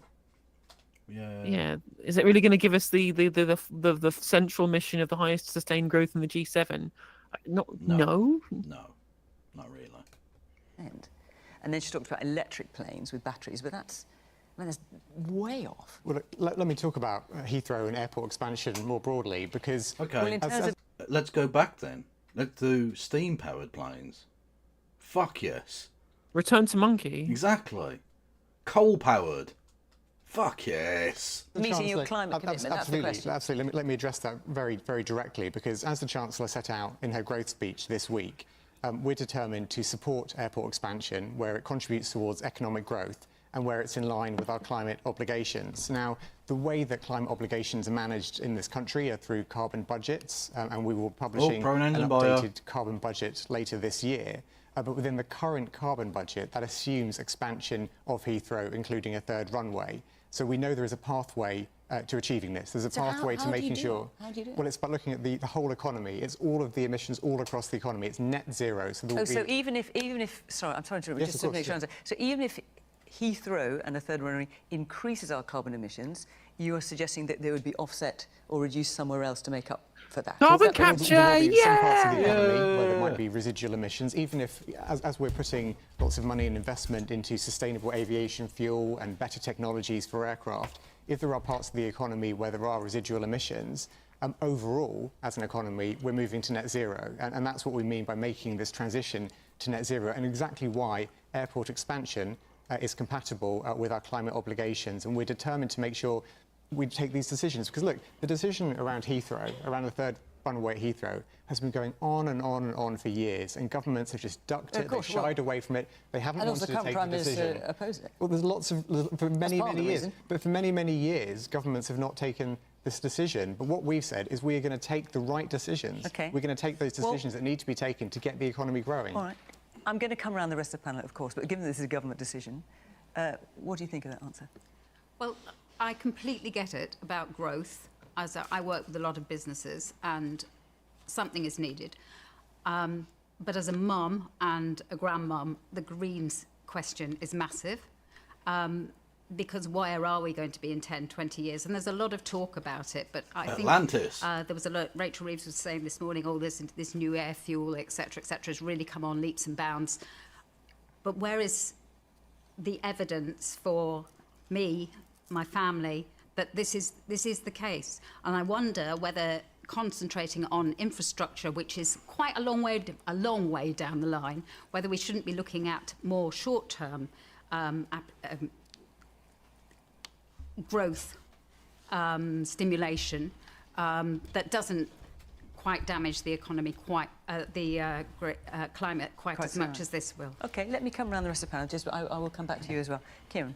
Well, I mean, this is something that the Conservatives support. Didn't do it, of course, yeah, when it was but you're supporting it now. When it was before Parliament last time, we had supported it. But I have to say, I think yesterday was pretty desperate stuff from the Labour Party. They announced what they said was a whole new set of projects were all designed to implement growth, except it turned out most of them weren't new and they weren't the Labour Party's ideas. What, they were your ideas? They were, many of the projects were Conservative ideas. I mean, some of the projects. So why didn't you do them? Well, no, some of them, in fact, are completing this year that we started. So some of the infrastructure projects are things that we started, funded. What, nine new reservoirs? Some of the projects. The majority of the projects are not new and are not the Labour Party's ideas. And actually, as Rachel has said, the issue with the focus on Heathrow, the problem with growth at the moment is not a long-term problem, it's a short-term. Slow down, my man. You're just rattling this shit off. Look, slow down. I've never managed to find someone who can speak so fast and make me even more bored. Yeah, no, he's just annoying. He's just irritating. Yeah. Problem. So they inherited an economy from us, which was the fastest growing economy in Hey, the G7. there it is. Across our Take a drink. Government from 2010. Bingo. We were one of the fastest growing economies, and they've turned that into an absolute hard stop. We've gone from the fastest growing economy in the G7 to zero in that growth final quarter. the economy. In the final quarter, and overall, over the time we were in office, we were one of the fastest growing economies in the G7, and now countries that we were previously ahead of, we're now falling behind, and so Labour are desperate to find reasons to get that going. And it's no surprise when you do things like plan for a jobs tax, the national insurance rise, which even the OBR, that the Labour put so much stock in, even the OBR says that jobs tax is going to suppress growth. They're desperate to get growth. And thank you, Katie. Yeah, bring back Doggerland. True. Also, I just had a heart attack again. Honestly, I think I'm going to have to change that fucking noise, man. That is not. It's not a healthy long-term strategy at all. Also, Eggo, man, yeah, Agent 47 apparently has joined the Conservative Party. That is who we're watching right now.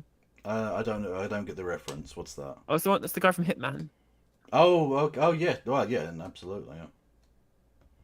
As I said, we support growth too. Well, let's come to Rachel's question. Growth or green, are they mutually exclusive? Do you think there can be a third runway at Heathrow, which is in line with our climate? Yes, I think that is possible, and I think, as James has alluded to, across the whole economy. Why wasn't it possible for the last 14 years?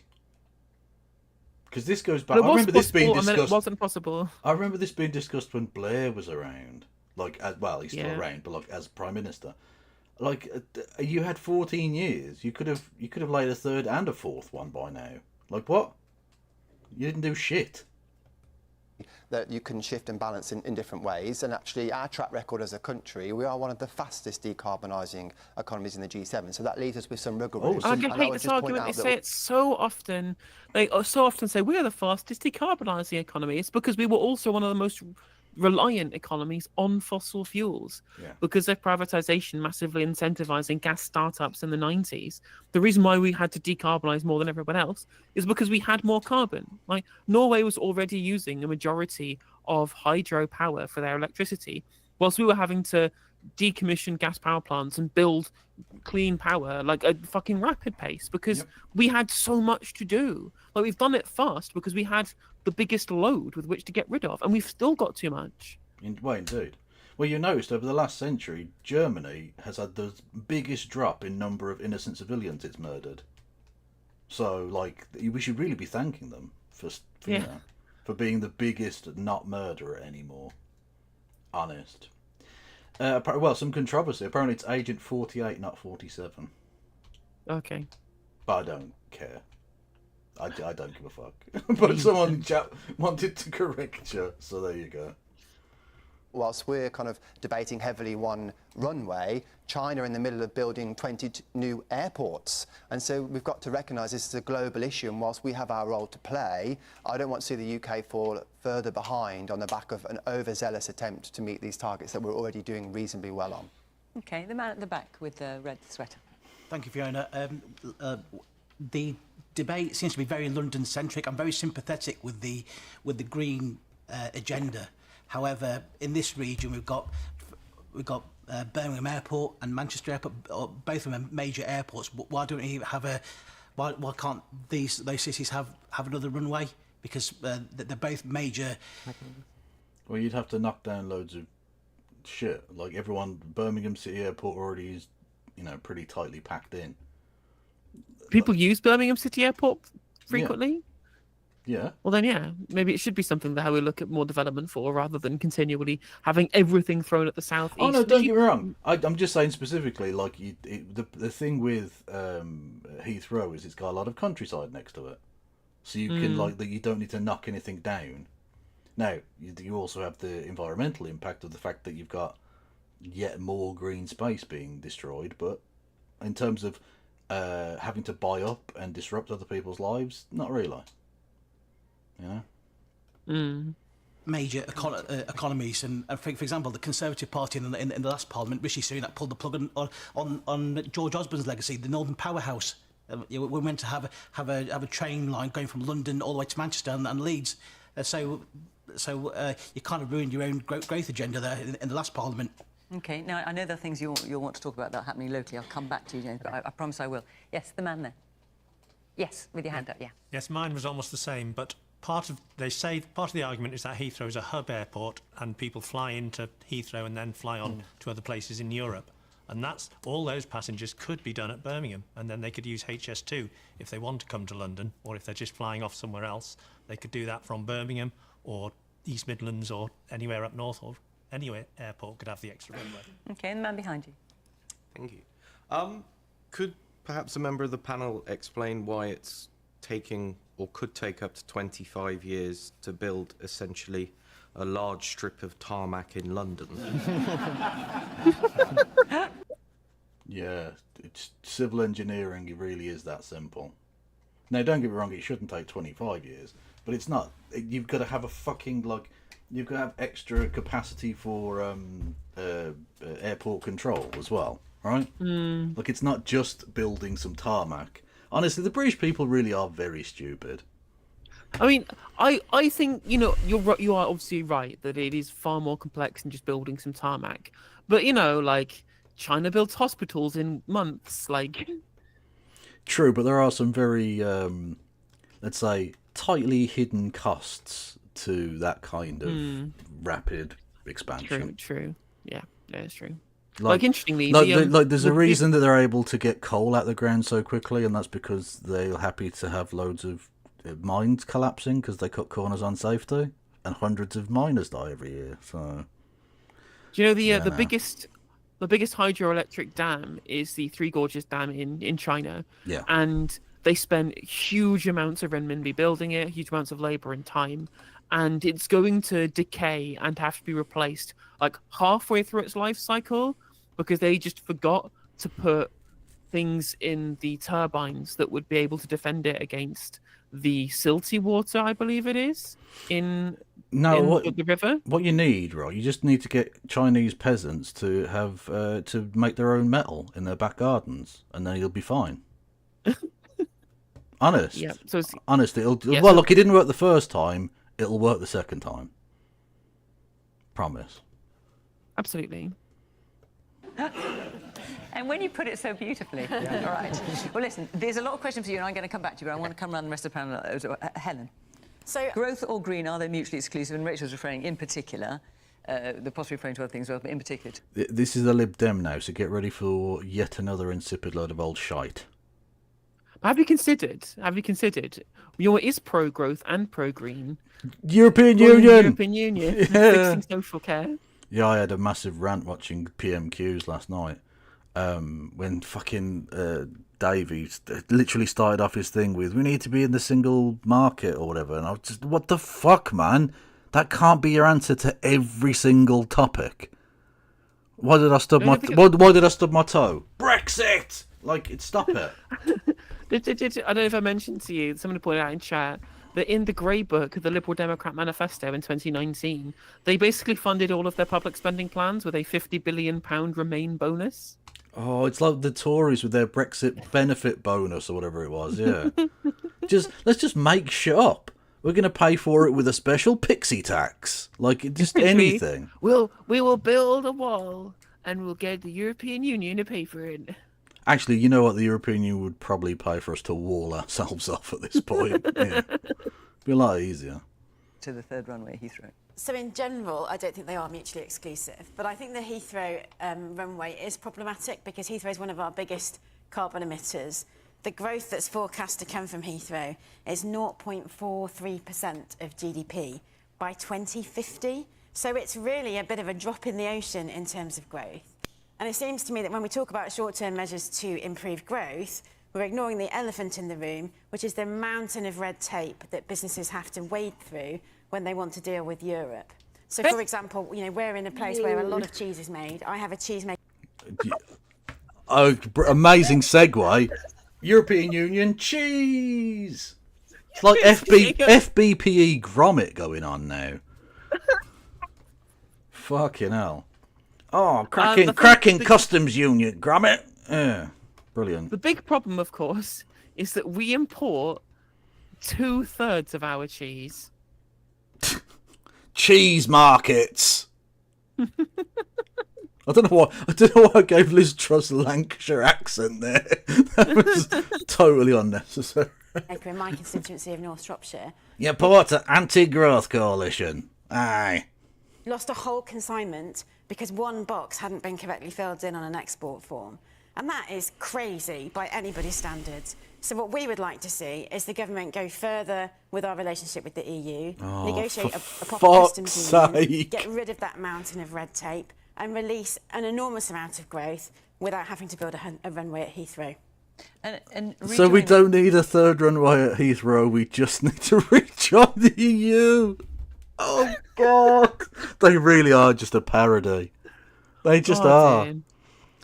No, actually, we don't need to get divorced. We just need to join the EU.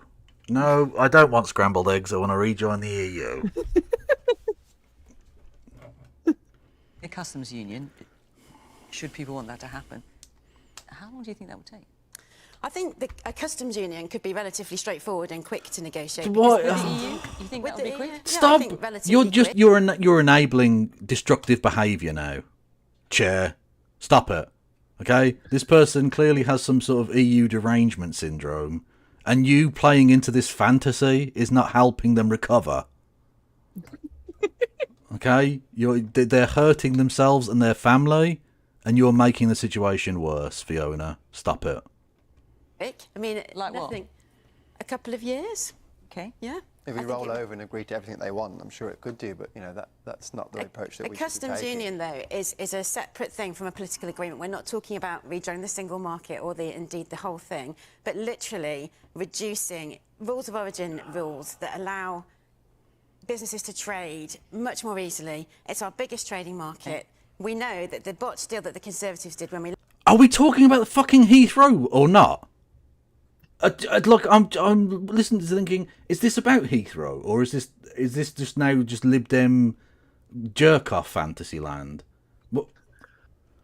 The thing as well is that actually I don't think she's even wrong at all here. I think she's 100% reasonable to say that our customs problems give us a real barrier towards easy trade with our closest European neighbours. I don't think this is a controversial thing to say. And in fact, it would deal with a lot of problems that we had to fucking screw around with the Windsor Framework and the Northern Ireland Protocol, blah, blah, blah, blah, blah, which is all of a problem entirely derived from the red lines that were done a lot of the time to fucking...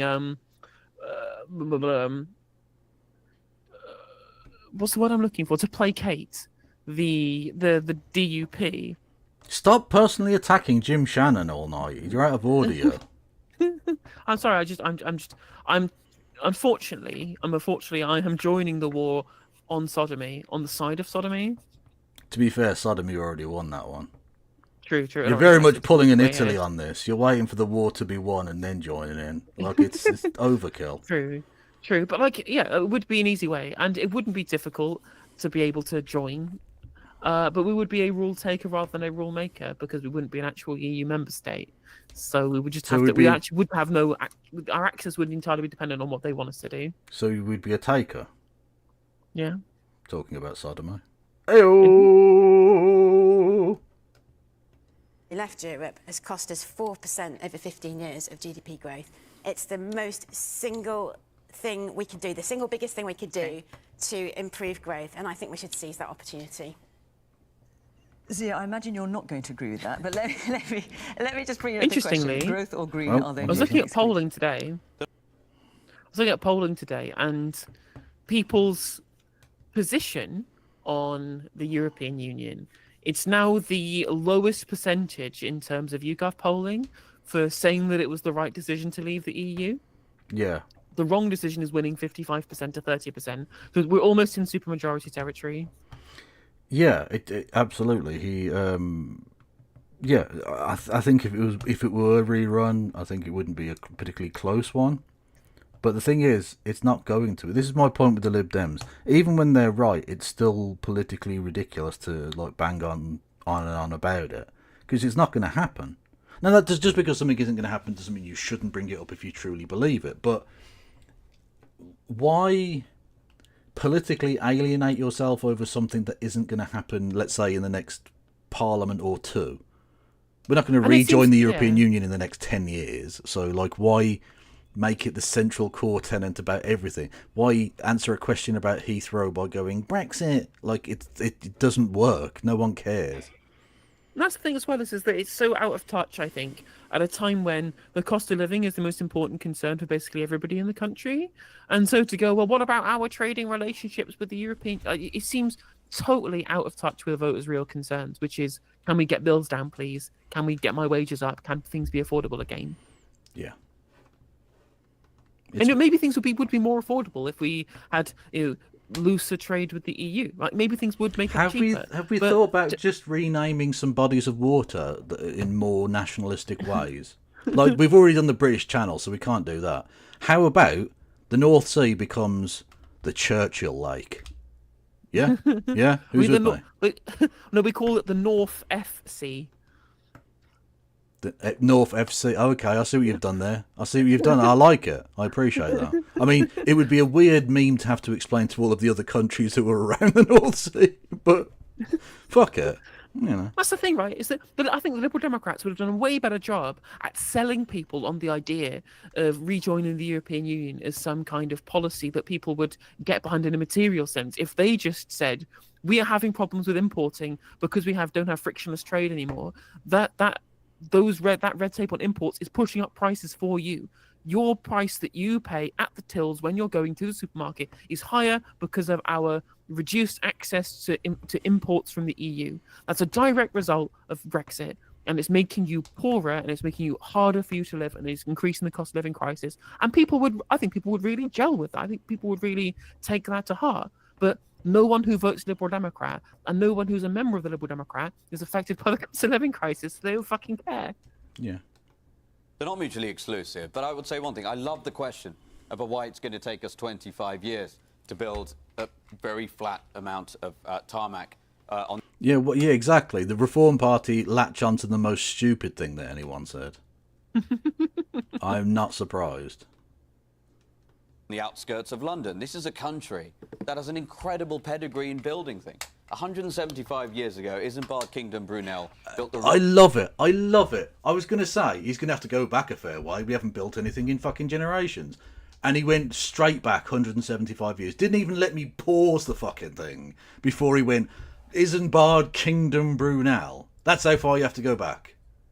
Fuck me. Did you see that Nigel Farage was talking about the Magna Carta in his public broadcast? You can always tell how much of a twat a Conservative is by how far they go back. If you're going back to Magna Carta, you're a wrong un. Fuck me. Fucking Magna Carta. Did you know we used to be primordial sludge? Yeah. Quite frankly, I think we need to be talking about the patriotic citizens of Pangaea. Yeah. Why did we ever leave the sea? That's when all the problems started. You'll notice there was no immigration when we were all fish. Coming up onto our land. Exactly. That is a 2,000-foot-long bridge that carries trains 100 feet above the water. It still stands and works today. Do you know how long it took him? 5 years. China builds a runway in a year. They built an entire international airport in Beijing in 5 years. Space communism. Let's go. How many people died in the construction of those things? Can I ask, Zia? How much more money did it cost to build that quickly than if they'd just done it normally? Now, that's not necessarily the second part anyway. It's not necessarily a reason not to do it, but considering we're talking about, look, value for money for the taxpayer, why do it that quickly? You know? Also, do you think there's been no upkeep in 175 years? Do you think we haven't had to replace lots of shit on that bridge? Now, again, that's not a reason not to build a bridge, because you're going to have to do upkeep on everything. But it's not like he put it up 175 years ago in a fortnight and it's just there now. We haven't had to do anything to it. It's perfect. It gets better with age. No. It's a crusty old piece of shit that we have to spend millions renovating. And that's fine. It's infrastructure. That's how it works. I would love to have been in the audience when he said, and then China would just, I was begging for someone from Freedom Beach to point me out in the audience, and I would just go like, yeah, I agree with Zia Yusuf that the Chinese Communist Party is much better at building infrastructure than our current system. We need to move towards Xi Jinping thought to be able to ensure that civil infrastructure gets built. Yeah, has the panel considered Balton Road initiative to infrastructure? Because it might be the only way we ever get anything built ever again. Let's stop pretending we've got any money and just go cap in hand to the Chinese and say, yes, you can own all of our shit. Build us a road, please. It's going to take 10 years to build this third runway, and we all know what happens when a Labour or Tory politician gives you a target. Look at HS2. It'll be massively over budget, and it'll be massively late. We need a total bonfire of all of the red tape that stops the United Kingdom from building. I will tell you, we have so many incredible When he says bonfire of red tape, he means get rid of workers' rights so they die on the job. Yeah, and protections and environmental concerns. Fire and rehire every day. Basically, he wants the return of the Gangaman. He wants the return of literal fucking navvies working as virtual slaves building canals for 20 hours a day. He is absolutely Oppa Gangman style. That is a very, very nice reference point. I like it. Engineers in this country who are just desperate to unleash the power of the British economy, and that's what reform will do.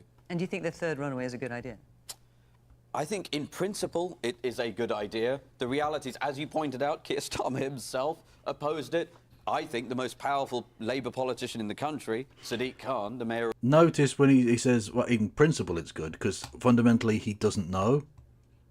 He doesn't know the rights and wrongs of it. Which is fine in a sense, but don't go on national television if you don't know what you're talking about. I mean, to be fair, Trump he's going to have spent 12 years, almost 13 years by the end of his term, having been a man on TV not knowing what he's talking about, and has been president of the United States of America. What he should do, right? Okay, 8 years of that. Positive spin. Instead of it being plane crashes because he already gutted air traffic control, say, no. I've already built a new runway in Washington, D.C. It's called the Potomac. Let's fucking go. Silver linings, people. Silver linings. ...of London, he has come out opposing it. So we all know what's going to happen here. Huge amounts of British taxpayer money is going to get wasted, and we're never going to see that runway unless we see a reform government. Okay. Yeah, I mean, that last tacked on bit was a bit like you're going to build anything. Shut the fuck up. See, Michael in chat's a good point. It's so stupid. It's a 3/4 length runway that won't be ready until 2035, 2040. It will cause chaos in the area because it requires moving 2 motorways and a reservoir, and it's only there to serve the rich who do all the flying. Yeah, pretty much true. Well, it's okay though, because we're building all of those other reservoirs to replace. Oh no, we're not. Oh shit. Apparently, reservoir plans are in the government's proposals, but that is going to rely on the private sector to actually build them. And I literally have zero expectation. I have negative. I expect that they will close more reservoirs than they're going to open. Almost certainly, yeah. That's what I like living on high land, is that at least no matter how much they fuck it up, they can't force us to have a reservoir here. You're not flooding my fucking street, you pricks. I don't think they need to be mutually exclusive, but I do think at the moment there is a real need for growth. So there's just 2 things really I think that we need, which is that people need to feel better off, because we've had an awful long time now of people really struggling every time they go to the shops and worrying at the end of the month. And also I think they also need to feel better more broadly about the country. I think we need to feel better that... Yeah, vibes, brilliant. I would say I don't really know this person, but the fact that they're former editor of the Daily Mirror might be vaguely encouraging until you remember that Piers Morgan also was the editor of that paper at one point. And she's moved on to work from the Daily Mirror to the New Statesman, which shows you that she's a wanker. Yeah, she's a wanker. Yeah. Like... The New Spectator. Sorry, I'll use their real name. Yeah, oh, okay, that's a little harsh, but... No, it's not. It absolutely is not harsh. They have Hannah Barnes controlling that output. She's a monster. It's just the Spectator for posh for like Guardian readers. That's all it is. Yeah. Okay. I mean, okay. Yeah. You know, there's enough police to get shoplifters. We need to feel better that our kids are going into school and there's enough teachers. We need to feel better that we're not waiting forever on a waiting list. So that obviously requires growth for the whole country. Like any of these cunts are on a waiting list. You all have private healthcare. Fuck off. Waiting list, you prick. When it comes to Heathrow, I am slightly concerned that of all the opportunities to get growth, this is one that is going to have an impact on climate. But I can see why she's done it, and I slightly differ from you, because I think the reason that Rachel Reeves has gone for this big, emblematic, yes, we're going to do Heathrow, is because she wants to show she's up for the fight. So after the difficulties that the government has had, perhaps over the last few months, about convincing business that they are pro-growth, this is a very visible way of saying, yes, we want this fight, we are going to get to growth. But the crucial thing for all of us here is that we feel the benefits of that growth. There's no point really that, you know, GDP goes up or whatever, and it all ends up remaining in the hands of that tiny number of people that control so much of the wealth in this country. We've got to find See, that's a way... not something a Spectator journalist would say. I mean, it's what Michael Gove said. Okay. Michael Gove said this. Michael Gove literally said that you should have a wealth tax because there are too many people who own too many of the assets. So, I mean... True, but he said that after he wasn't in the government anymore. Well, that is true. But it does mean that the Labour government is now to the right of Michael Gove, so... True.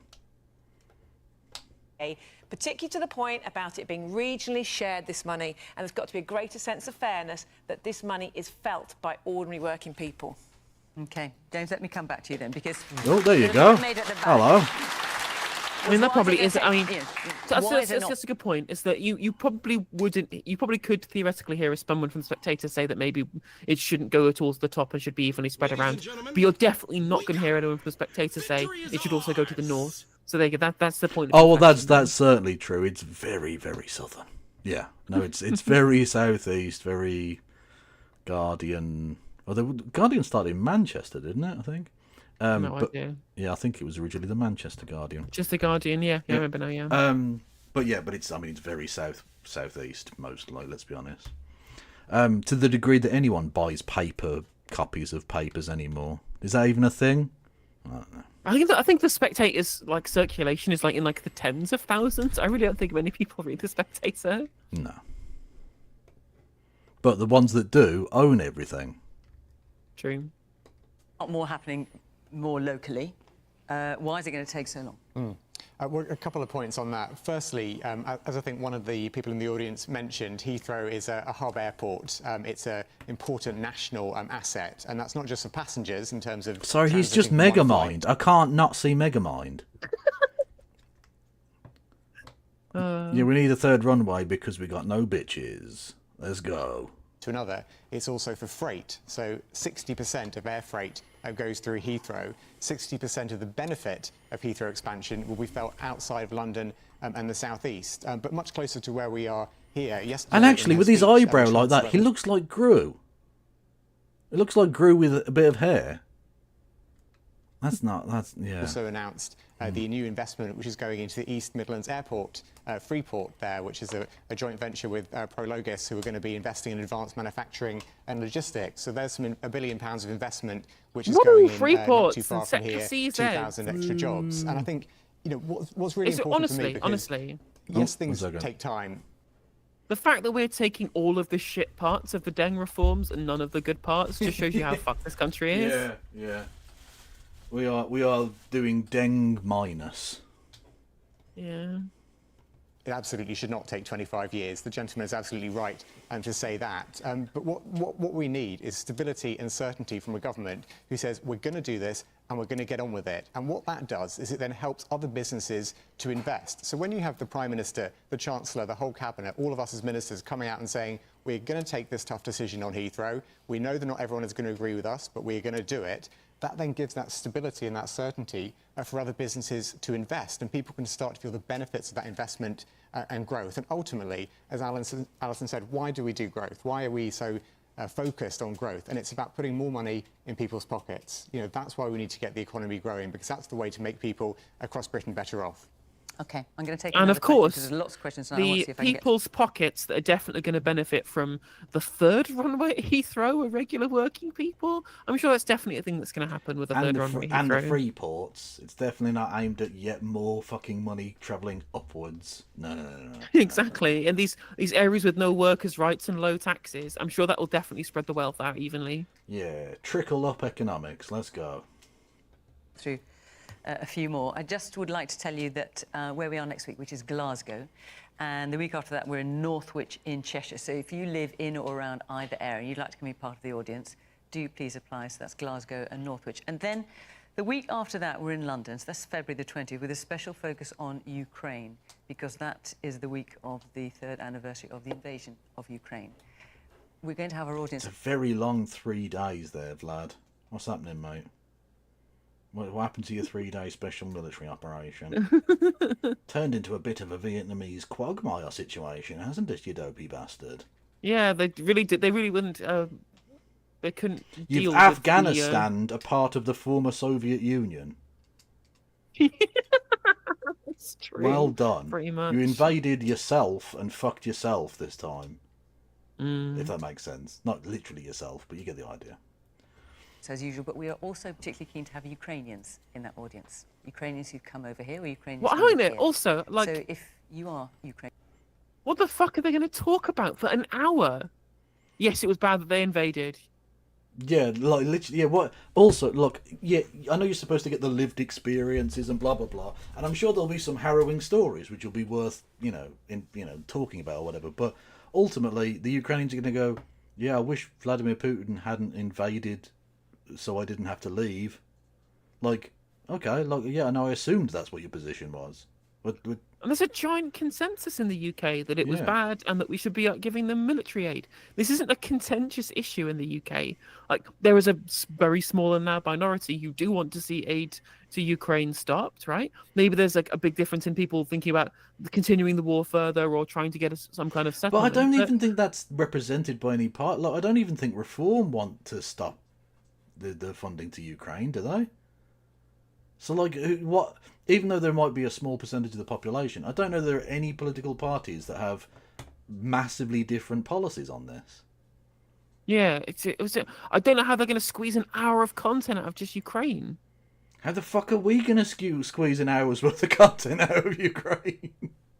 God, I might not put a segment up. It'll be the fucking first time in like a year. Well, no, it would be brilliant. You can just condense it down to, yeah, that the invasion was bad, wasn't it? Yeah. Just get it over the minute, so you can put ads on it or whatever, and then what you go. Yeah. And you'd like to come and be a part Have you ever put a highlight up as a short before? of that audience and talk about what's happening in Ukraine? Again, go to the Question Hour website, follow the instructions there, and we would love to see you. February the 20th. Okay. Simon Brown, where are you? Good evening. Right, let's have your question.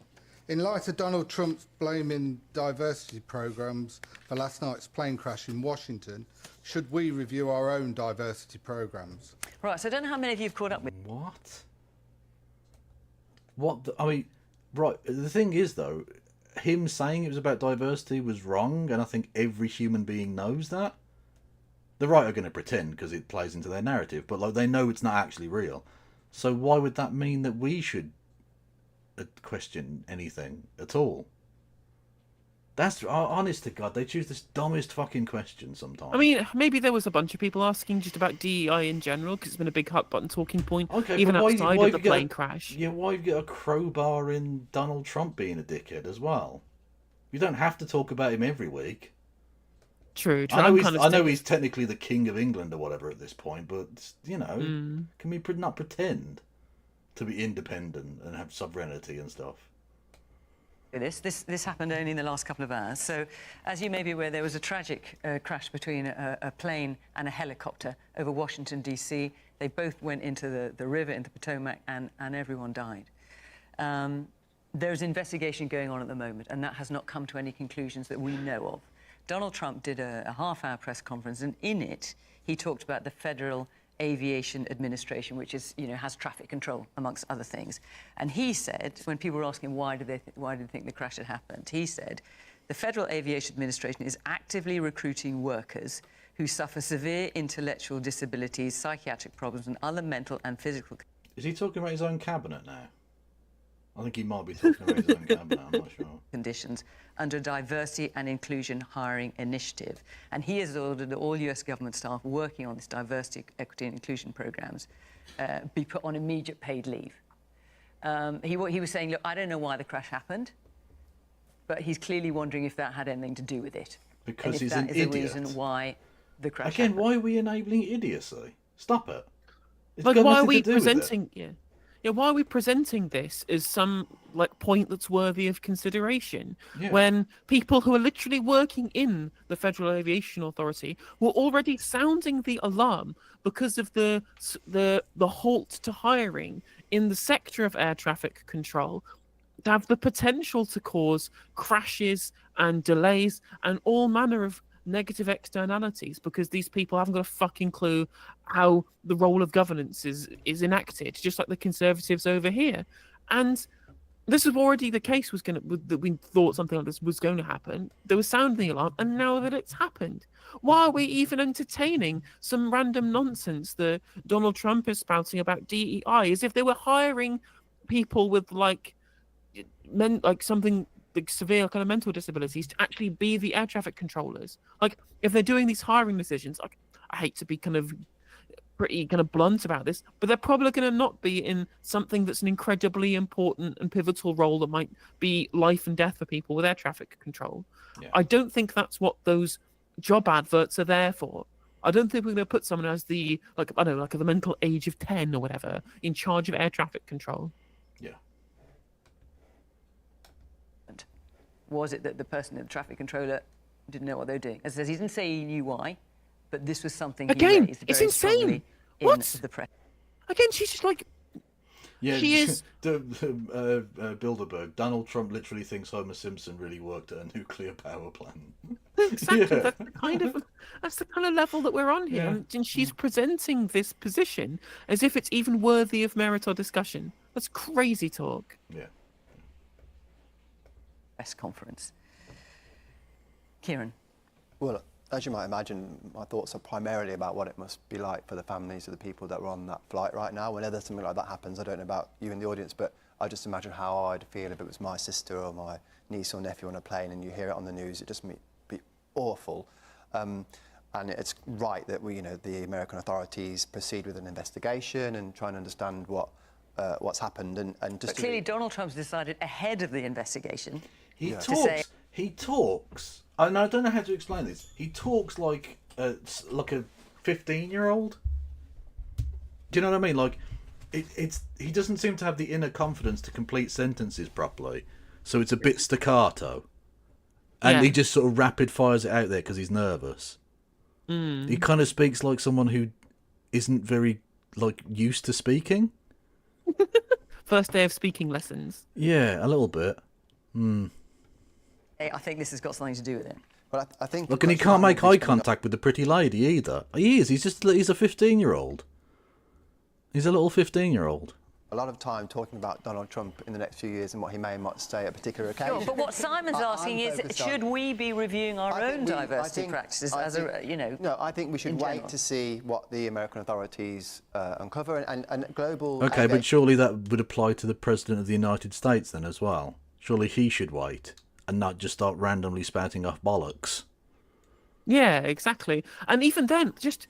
the fact that this is the framing too, maybe actually it's good for us that this is the framing, that there is kind of a bubbling up of people saying policies that are put in place to help people from disadvantaged backgrounds to try and level the playing field, so we don't just have this kind of 7% cadre of all of the privately educated people being prioritized for every single role in every single high position in every single company in this country, which is basically where we are already because of austerity anyway. But we don't want to make that any worse and make ourselves even more reliant on an employment hierarchy entirely based upon whether or not that your parents were rich enough to send you to private school. And that's the DEI programs are good at trying to mitigate that, especially helping at working class communities where you're deprived, for example. That's fundamentally why Donald Trump and his ilk hate DEI. It's because they know if they ever actually get onto a level playing field, they've got no fucking chance. They've just got no chance. That's why he hated Barack Obama, as well as being black, I guess. But like, Donald Trump knows if he was born into the same situation as Barack Obama, there's no way he'd have become president. Exactly. Because Donald Trump is a fucking useless, feckless idiot who came out of the bollocks of a billionaire. That is it.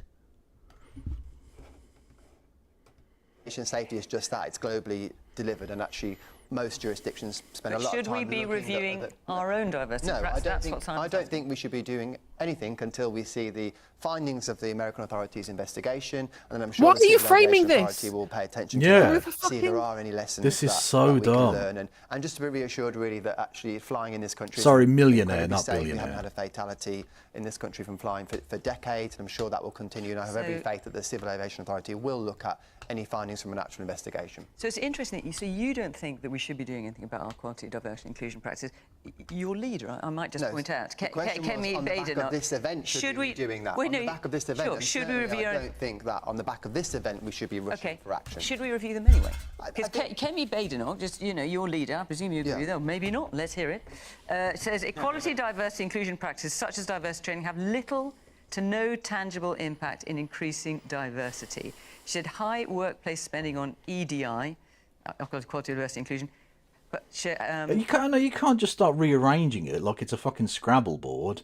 We all agreed it was DEI, not IDE or EDI or whatever. No, it's going to be confusing. Yeah, die. No, I'm just saying the BART. Yeah. They show poor results and low understanding of what works and what doesn't. Sure, and I'll answer the question, but just to re-emphasise that I think if I was a relative watching... you've made that point. Now answer this. Do you agree with your leader? He's fucking awful. Else, but I'm happy to say that...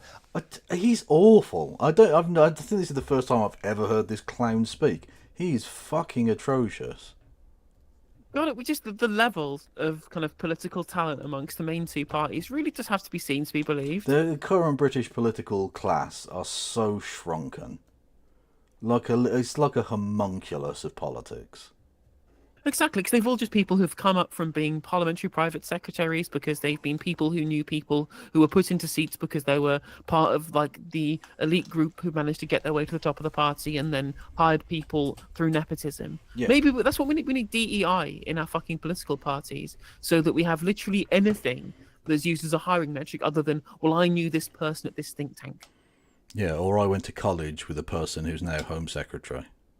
Yeah, exactly. We were Oxford Union together. Yeah. I do think more generally, stepping clearly away from what's actually happened, which are tragic events, I do think we have to look at how we practice diversity, equality and inclusion in this country. I found in my own experience working perhaps in the NHS, there is room for these initiatives. Of course we should pay some attention to... Look, all I'm going to say, mate, is that you are not a great advert for the idea that we don't have a system that elevates mediocre white men. You are not the person to be making this argument, friend. What was this guy's name again?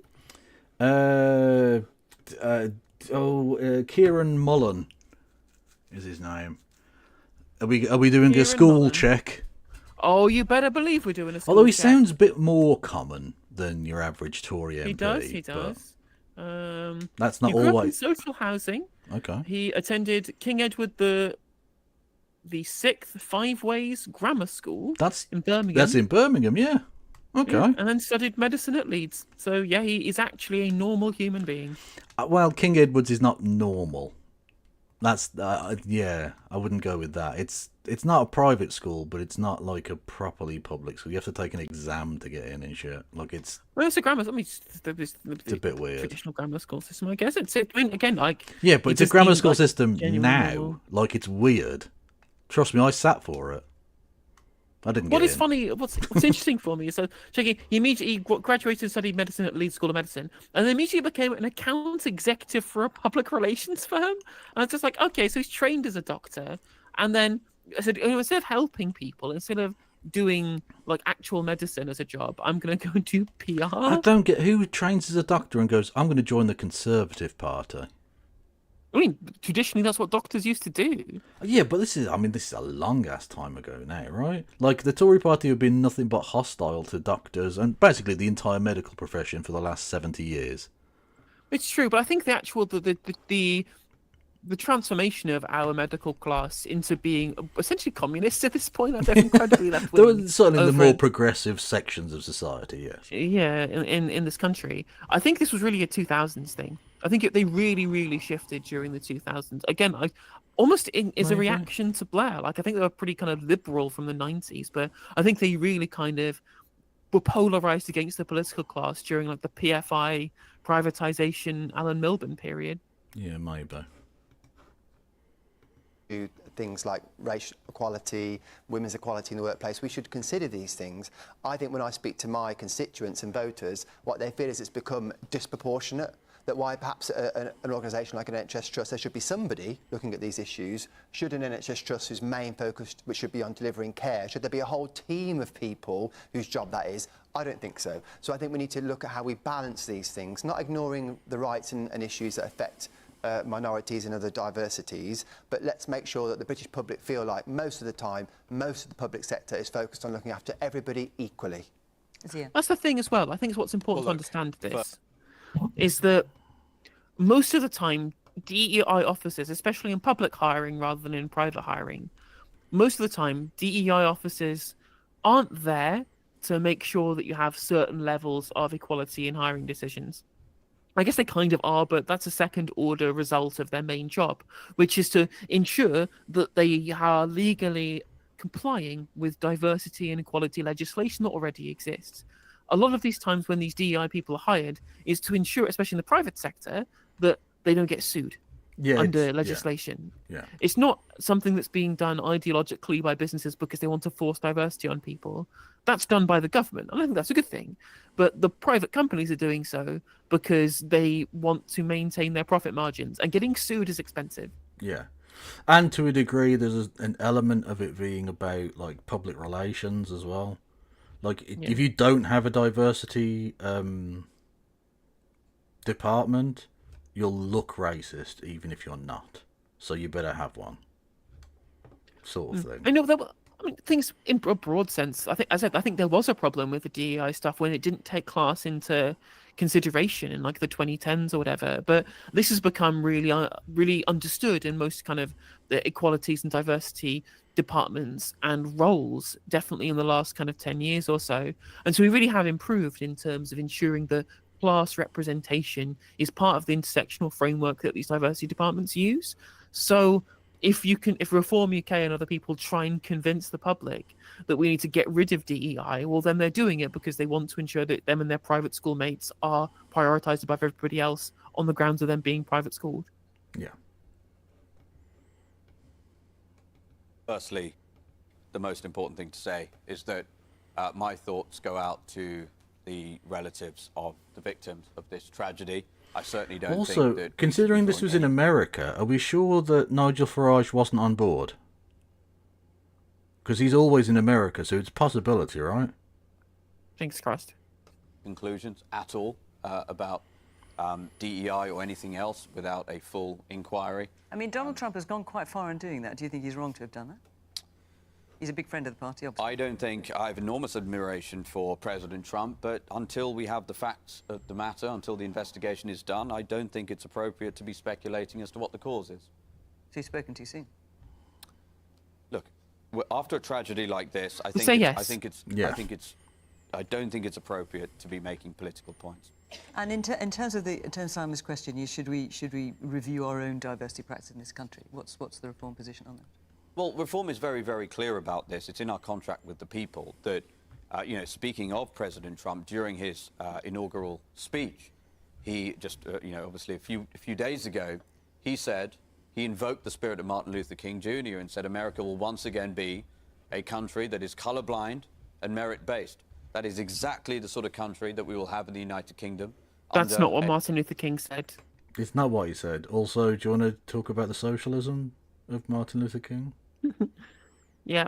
No? Do you want to talk about the white moderate? Do you want to talk about the fact that the US government killed him?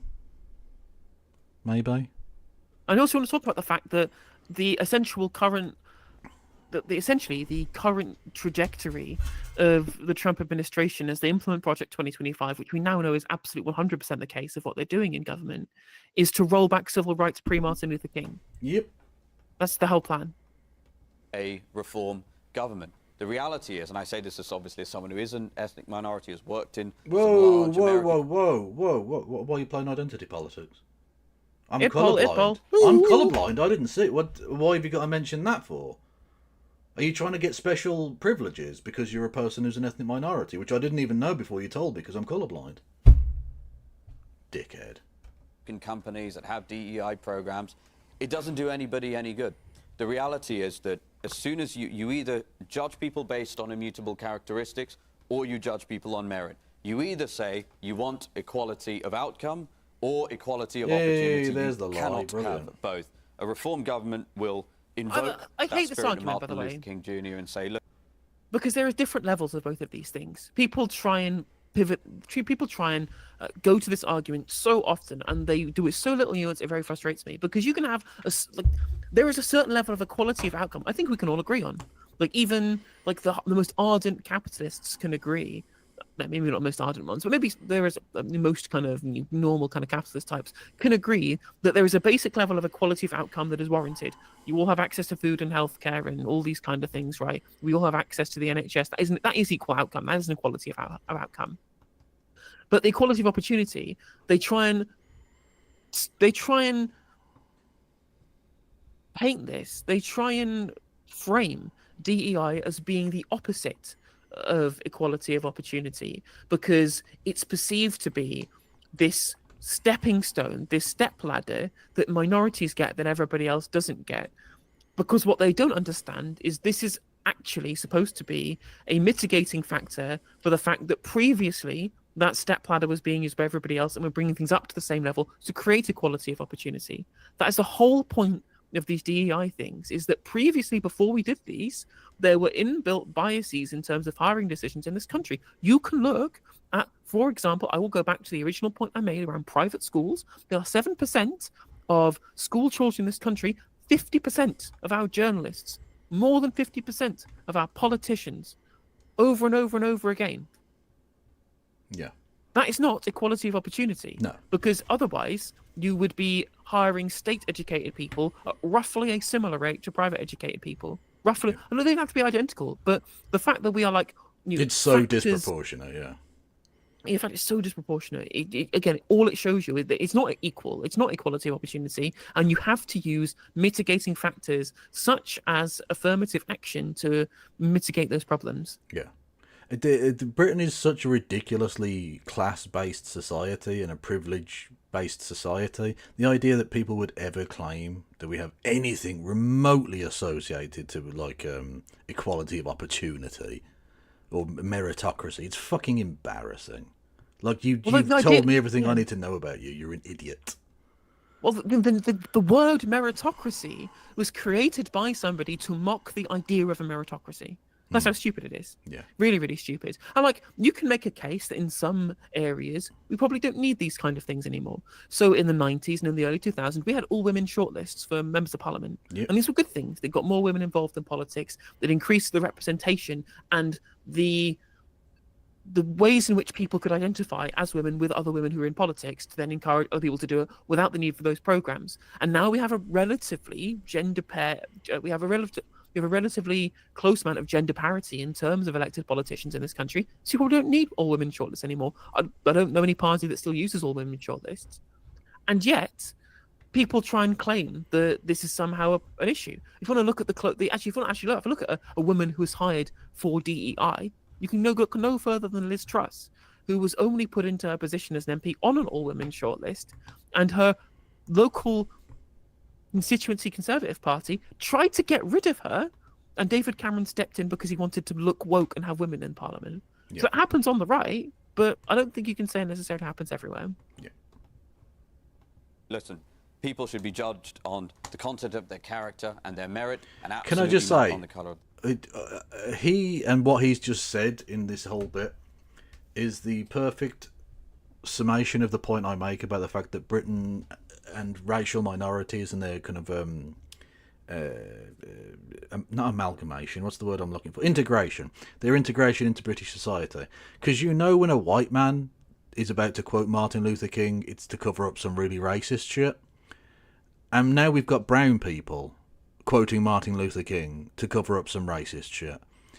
Honestly, we have the most integrated brown people, and I love them for it. Thank you. Absolutely. You've taken on our classic casual racism and defensive hierarchy perfectly. That's good. Could I just say very quickly, in the last election, it's good to hear Zia say that, but the Reform candidate that I ran against in the last election said that all women were a sponging gender and that they should get less access to healthcare and other public services. Can I just say... Whoa. What are you being woke for, Tories? What are you being woke for? You're saying women should be treated as equals, as humans? Gay. I mean, and then also, all of the Reform MPs are men. Like, True. I imagine you might be does that cutting look like a that bit out, meritocracy to you? I think you might be editing that little bit out, mightn't you? I think so. We obviously had issues with candidates in that election. I'd be the first person to say that. I wasn't involved in the party then. We now, that does not represent the views of the party, and that candidate was stood down. No, he and wasn't. We do not have... He wasn't stood down. You let him. No, we don't. No, our party's completely different now. We've just got a guy who repeatedly kicked his girlfriend. So we're absolutely fine. We've got no problem with any of our candidates now. Honestly, it's fine. Mm. And it's not like literally Nigel Farage was happy to have photos shaking hands with Conor McGregor, the convicted rapist. No, that's the fun. And it's not like he literally took bad racist information from a guy who's currently being investigated and is under house arrest for rape and trafficking of people, including children, of course, and used that to try and spark race riots in the UK, as Nigel Farage did with Andrew Tate. Love it. But, we care about the women and girls. We really do. You really do. Carry on and all the way to the election. Such candidates will never again be allowed to stand for the party. We have the most rigorous vetting Clip process. it. Clip it. Clip that shit. Thousands and thousands of candidates for the elections coming up in May. We are being very clear about what Reform stands for. If you believe in family, if you believe in community, if you believe in your country... If you believe in kith, kinder and kin, yes. Yeah, no, we understand. We understand your weird Nazi shirt, yes. Thank you. Also, how can you claim to be about family and community when you're all Thatcherites and there's no such thing as society? No, now that they've destroyed society, they can go back to pretending that they want a society, you see? Yeah. That's what you do. You swing back and forth between the two. Thank you, James Holmes, for gifting 5 memberships on the YouTube. Much love! Don't forget you can give us both money in the form of bits and subs and memberships and super chats and bits messages, and I might have repeated myself. Please do. Regardless of your background, regardless of your faith, or even if you don't have a faith, this is the party for you. Okay. Man in the glass. Nah, bruv.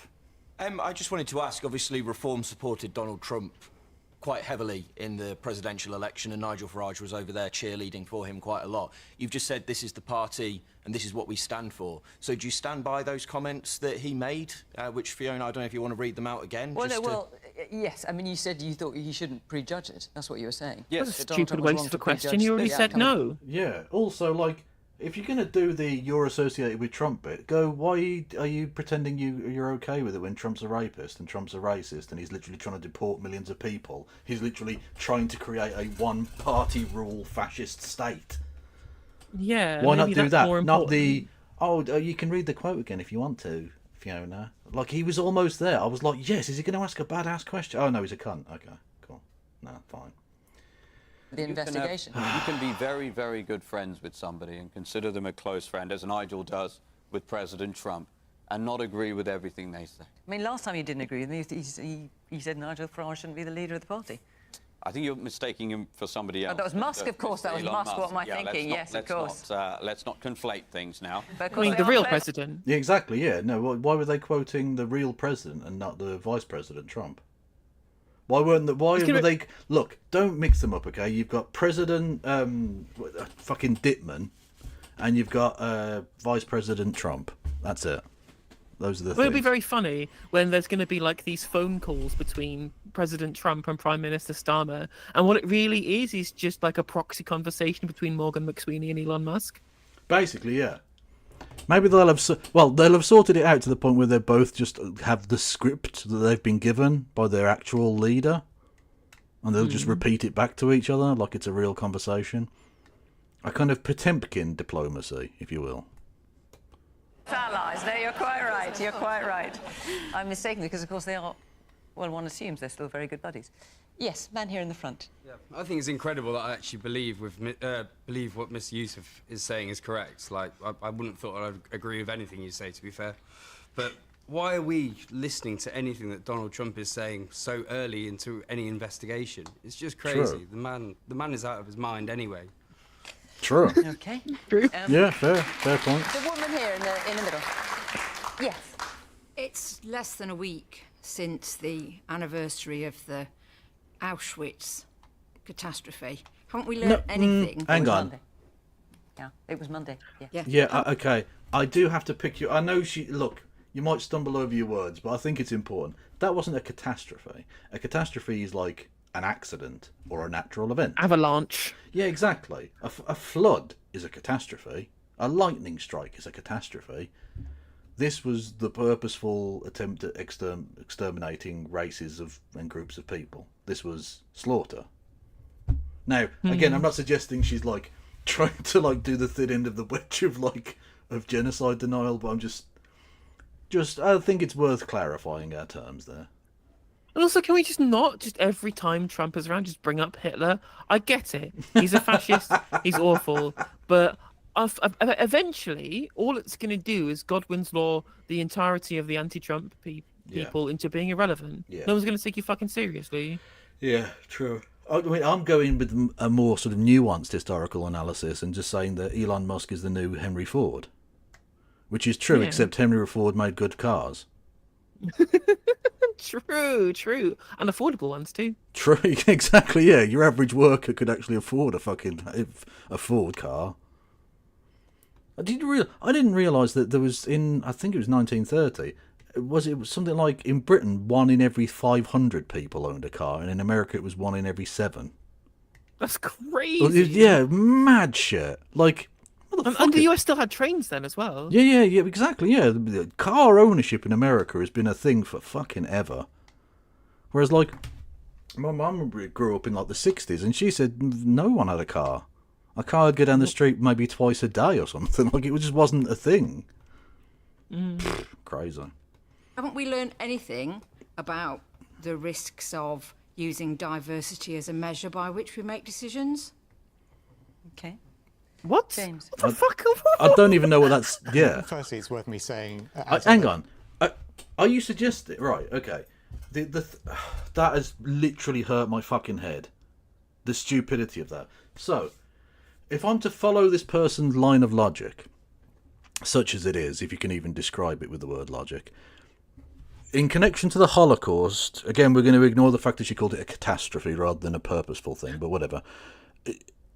Is she suggesting that the Nazis... Hang on, the Nazis did like a totting up process and went, okay, eeny, meeny, miny, mo, they're the worst. Because, like, it wasn't balanced. It wasn't like they had an equal number of white people and an equal number of black people in the concentration camps. So what are you talking about? Like, what? One very specific race was very overrepresented. Yeah, you could argue they were a little bit too specific with it. Yeah, definitely. That honestly is one of the dumbest things I've ever heard on this show. Although, tell you what, in that same vein, did you see somebody on ITV was forced to make an on-air apology because she originally said that 6 million people died in the Holocaust, and we're going to do an official apology because we didn't say it was 6 million Jews. And I'm like, well, Jews are also people, by the way. They absolutely are people. Yeah, so we're doing it's set time. theory again, isn't it?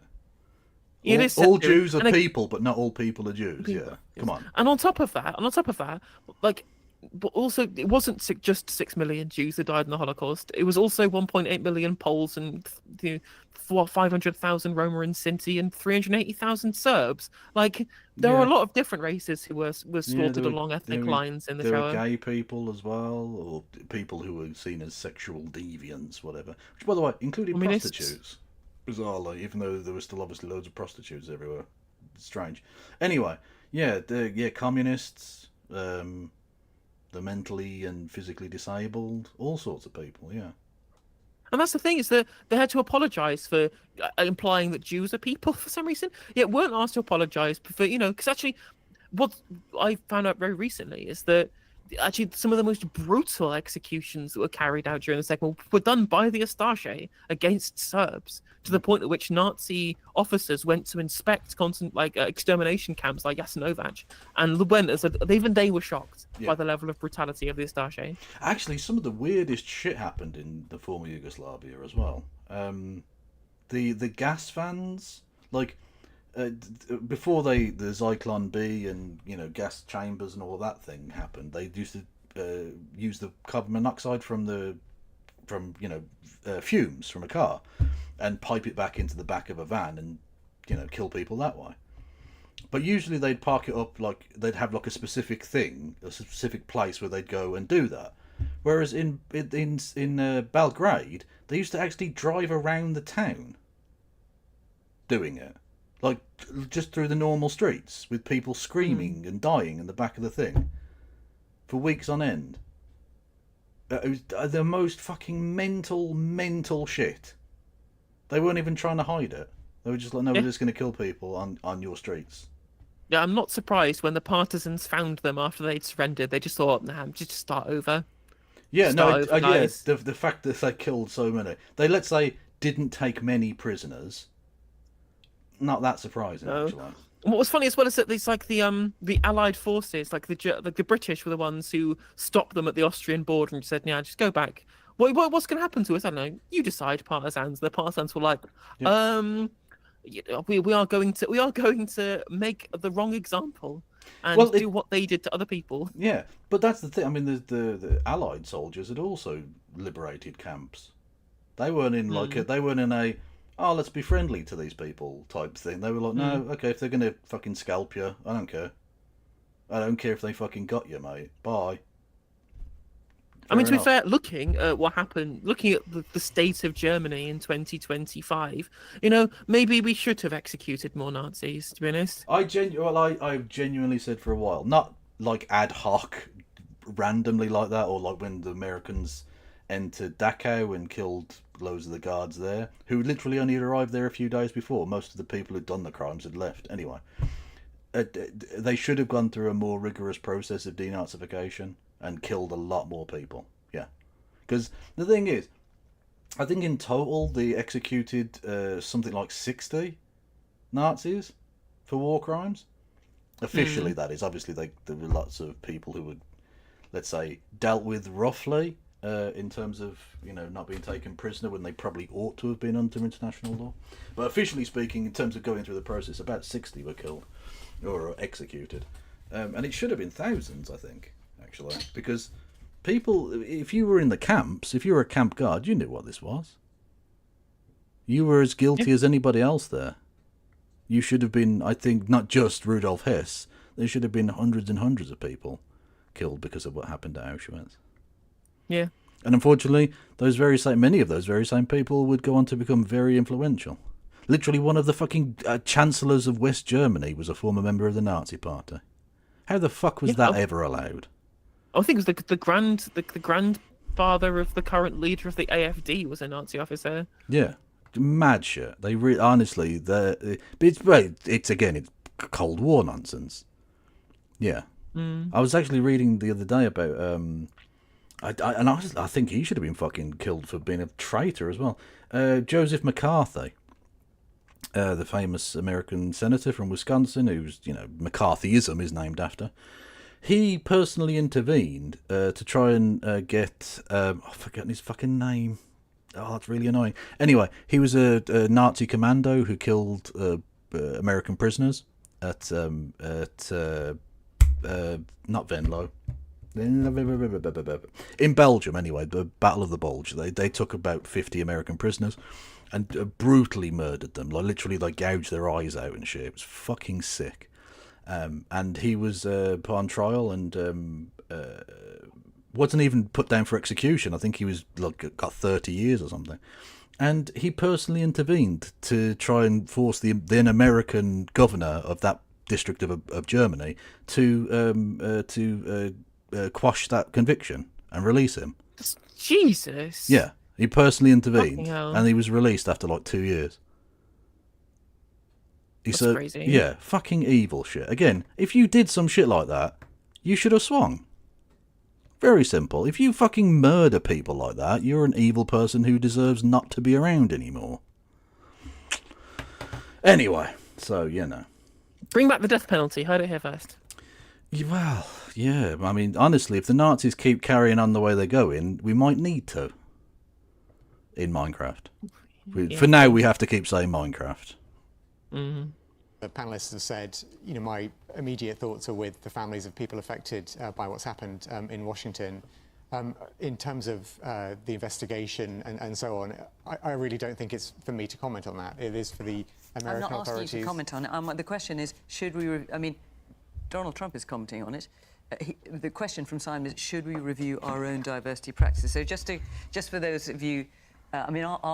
Our laws are different here when it comes to diversity and affirmative action to the United States. But And by the way, it's not even just governments- West Germany. One of the first secretaries general of NATO was one of the head generals on D-Day in the German army. Mm. Mad. Yep. But again, we have to fight the communoids. Fucking evil. Strategy, equality, diversity, inclusion strategy, says... That's one of the hairy bikers. 20 to 24 goal, this is predating you haven't changed it, building a diverse and inclusive workforce that reflects and understands the public we serve. That's the position here. Well, I think there's a principle there, which is that public servants should reflect the public who they serve. And I think actually having different views and different people in public service is a good thing. Yeah, here's the thing. Hang on. I'll send you the actual... We won't go through the entire article or anything, but... just in case anyone was thinking I was making it up. When Senator Joe McCarthy defended Nazis. Yeah. Where was it? Malmedy. There you go. Well, there you go. Also, thank you, Cosmopolitics, for subscribing. I appreciate the support. I mean, you don't have to give me money. I know that you need some of that for yourself, but I appreciate your support on the channel. It's good to see you in chat. Chomsky used to say that the Nazis studied America's systems of racism and decided that America's laws went too far for them. Well, Manifest Destiny was the inspiration for Lebensraum. It literally was. Yeah. This is why Donald Trump is talking about talking about Manifest Destiny, because the guy's a fucking Nazi, right? Yep. There you go, Joachim Piper. That was the guy. He led the team that did that. Literally murdered dozens of American soldiers, and McCarthy defended him. Wow. Because he was a Nazi. Very simple. Yeah. It's weird how that correlates with anti-communism so frequently. Very strange. Honestly, I think there are a lot of people like McCarthy who genuinely think that the Allies fought on the wrong side. I think when you start... And companies as well? Across the economy, I think we should make sure that opportunities are available to everyone, and everyone can get a job and work in different industries, and that different sectors reflect the public who they serve or who they are, who their customers are. I think when you talk about the programmes around the diversity, equality, inclusion programmes, I really think this is where we could do with a bit of common sense, because I think people understand there is a value to having... Have you thought about setting up a common sense Quango?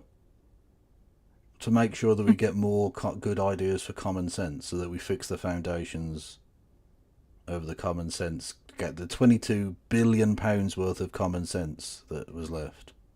Sort of approach to your workforce and making sure people have opportunities, but you don't want it to go too far. And I think it is just a common sense question here, where most people have a reasonable view on this. You want to make sure that any public money is obviously value for money, and we're not wasting money on something which doesn't deliver that value for money. But I do think there's a place a way to see this, which just sees it as being a common sense solution, and as long as it's offering Stop value saying for money, common sense, and it's making sure we're getting public services or where businesses are performing well, then it's important to make sure that everyone has an opportunity to get jobs in whatever industry they want. Okay, woman in the glasses there. Is there been a leaning towards it being a quota when it comes to EDI in companies and also in public service? EDI! No, we all decided it was DEI. Stop being now. Stop I've being changed it to ED. ED. Well, someone did a fun one earlier. Is the IDE, is that the one that comes before the IDF? That is a fun piece of alphabetic joke. I like it. I mean, they do have a quota for the certain ethnicity percentage in their country. Very much so. They have gone too far with their DEI hire of only one specific ethnic group. There's been a leaning towards having to fill that quota rather than actually assessing on merit and whether that person's suitable for the job. And I don't think anybody who comes from a diverse background would want to be part of a quota. And are you asking that? Is that your experience, or is that just you're wondering if that's happening? It's my knowledge. Yeah. In work that I do, EDI isn't always EDI. It's a quota sometimes. You'll get people that are going for jobs where, yes, they want a female in it or they want a male in it. Their interview process will have a diverse selection of people to interview, but their criteria selection is not necessarily leaning that way. Right. Okay. What? Man here in the front. That's not what you said, It's, though. military and frontline emergency services during COVID. ED&I has a ED and I. What the? Are you doing that? They're trolling me. They're taking the piss on purpose just to annoy me now. about it. Equality of opportunity. B-I-N-G-O. Both emergency services and the B-I-N-G-O. military. I've seen it hijacked. And it should be the right person, the best person for the job. I don't care what colour you are, what gender you are, who you go to bed with, or how many you go to bed with. I don't care. But if you can't do the job, you should not be pushed through promotions that you.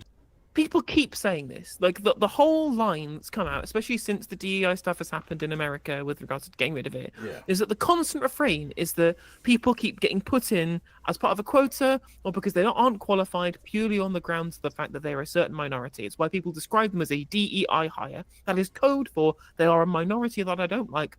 And I think that they are bad and they're only there because they're a minority. Yeah. And at no point ever has anyone ever actually properly showed me any actual example of this being the case. It's just some fucking crusty white people cope. That's all this is. Oh, well, the black person got the job because they're black and not because I'm fucking shit. Like, just chill the fuck out, yeah? Just chill. And also, when they go, I don't care what colour you are, you almost certainly do. And even then, like, you can already see in terms of remuneration that, like, there isn't just like a gender gap between male and female. There is a cis-trans gap in terms of employee remuneration. And trans women are at the bottom of that. They get paid less than everybody else. And given the amount of autistic people in the trans women community, the idea that we're somehow, like, not smarter than everybody else, like, I find that very difficult to believe. So you're saying all trans women are bottoms? Yeah, we are all the bottoms, it's true. Fact. You don't deserve or are not capable. That's the most important thing. And when you say you've seen it hijacked, what do you mean? How long have you got? Well, not that long, but give us an example. People appointed to positions where they professionally aren't either qualified or they've. You're just failed repeating courses and yourself. Pushed through. Standards being lowered to accept and get the quotas filled. So many. Even if someone fails on safety, push them through. Well, we need more of them. Push them through. You know, and if you're an instructor like I was, that's then your integrity that's tainted, and it literally goes downhill from there. And all it does is weaken the country, whether it's public service or military, or it just weakens the country. Okay, so is it? Yeah, we've got too many ethnic minorities in the military. I say that's a good point. And Katie is in chat that we do get promoted to our level of incompetence. It's called the Peter Principle, and it basically, every single time I've in a workplace, this has been the case, where you get promoted to a certain level, you prove to be incompetent at that very specific level, you will not go down a level, so you just get passed from pillar to post between jobs, between companies, who have seen, this person has a management level of qualification, and then you find out you're a shit manager because you've been promoted from a good worker to a shit manager. You were good at being on the tills, and then you're shit at managing other people on tills. But now you've been a manager once, you're not going to go down again. So you just get hired as a manager based on experience, and then you never progress further than that because you're a shit manager, because everything's clearly very, very well oiled and very efficient in this country. Well, in this country, genuinely, they are far more interested in control than they ever are about success, which is why we never achieve anything, because they'd rather have a failing but well-controlled hierarchy than a successful, fluid society. Completely and utterly. They'd rather have posh people fucking it up forever than ever allow like a working class person to improve the situation. Exactly. 100%. Like, they'll allow... John Prescott, for me, is the worst of it. Fucking class traitor piece of scum, right? His fucking funeral happened today. They'll allow the occasional little fucking Uncle Tom figure, whatever a working class version of that would be, to slip through the net and to be held up as, look, see? We're not a socially stratified society. John Prescott can be a class traitor too. Like, do you know what I mean? This society is so fucking sick. But it's not. The people who run it benefit from it to the degree that they don't think it's sick. This is how it's supposed to be. It's not a matter of fixing the system. The system works exactly as it's designed to run. Yeah, exactly. And again, like, you can't convince me that there's somehow just something innately better about privately schooled individuals that mean that they are 7 times higher as a percentage of our journalists than they are of the educated population. Like, you cannot in any way justify to me that's a merit-based hiring there, that somehow they're just so much better in private schools that they make up all of the journalists and political hires in our country. Yeah. Alison, Simon's question, should we review our own diversity practice? I mean, as a counterbalance to what you're saying, I mean, some might argue that in order to overcome unconscious bias, amongst other things, or outright prejudice, amongst other things, you need to be thinking about these things and to put people forward who either might and the not feel science that still shows this, by the way. Is there for them in any other. Like, the science does still show that there is this sorry, I'm going to start that again. There is the science that shows this unconscious bias still exists. The blank CV experiment that gets done, the study that gets done where you send off blank CVs with identical resumes and different names that are a certain amount of implied ethnicity within them, and you see that the people who have anglicized names rather than international names are far more likely to get hired. Yeah. This farmers get callbacks, and these things have been done year after year after year, over and over and over again, to show to be the case. Like, try and claim that unconscious bias does not exist is just nonsense. Yeah, I saw one particular example of that, where in America they did what was considered to be traditionally black names and kind of white-sounding names or whatever. But again, like blank CVs or whatever.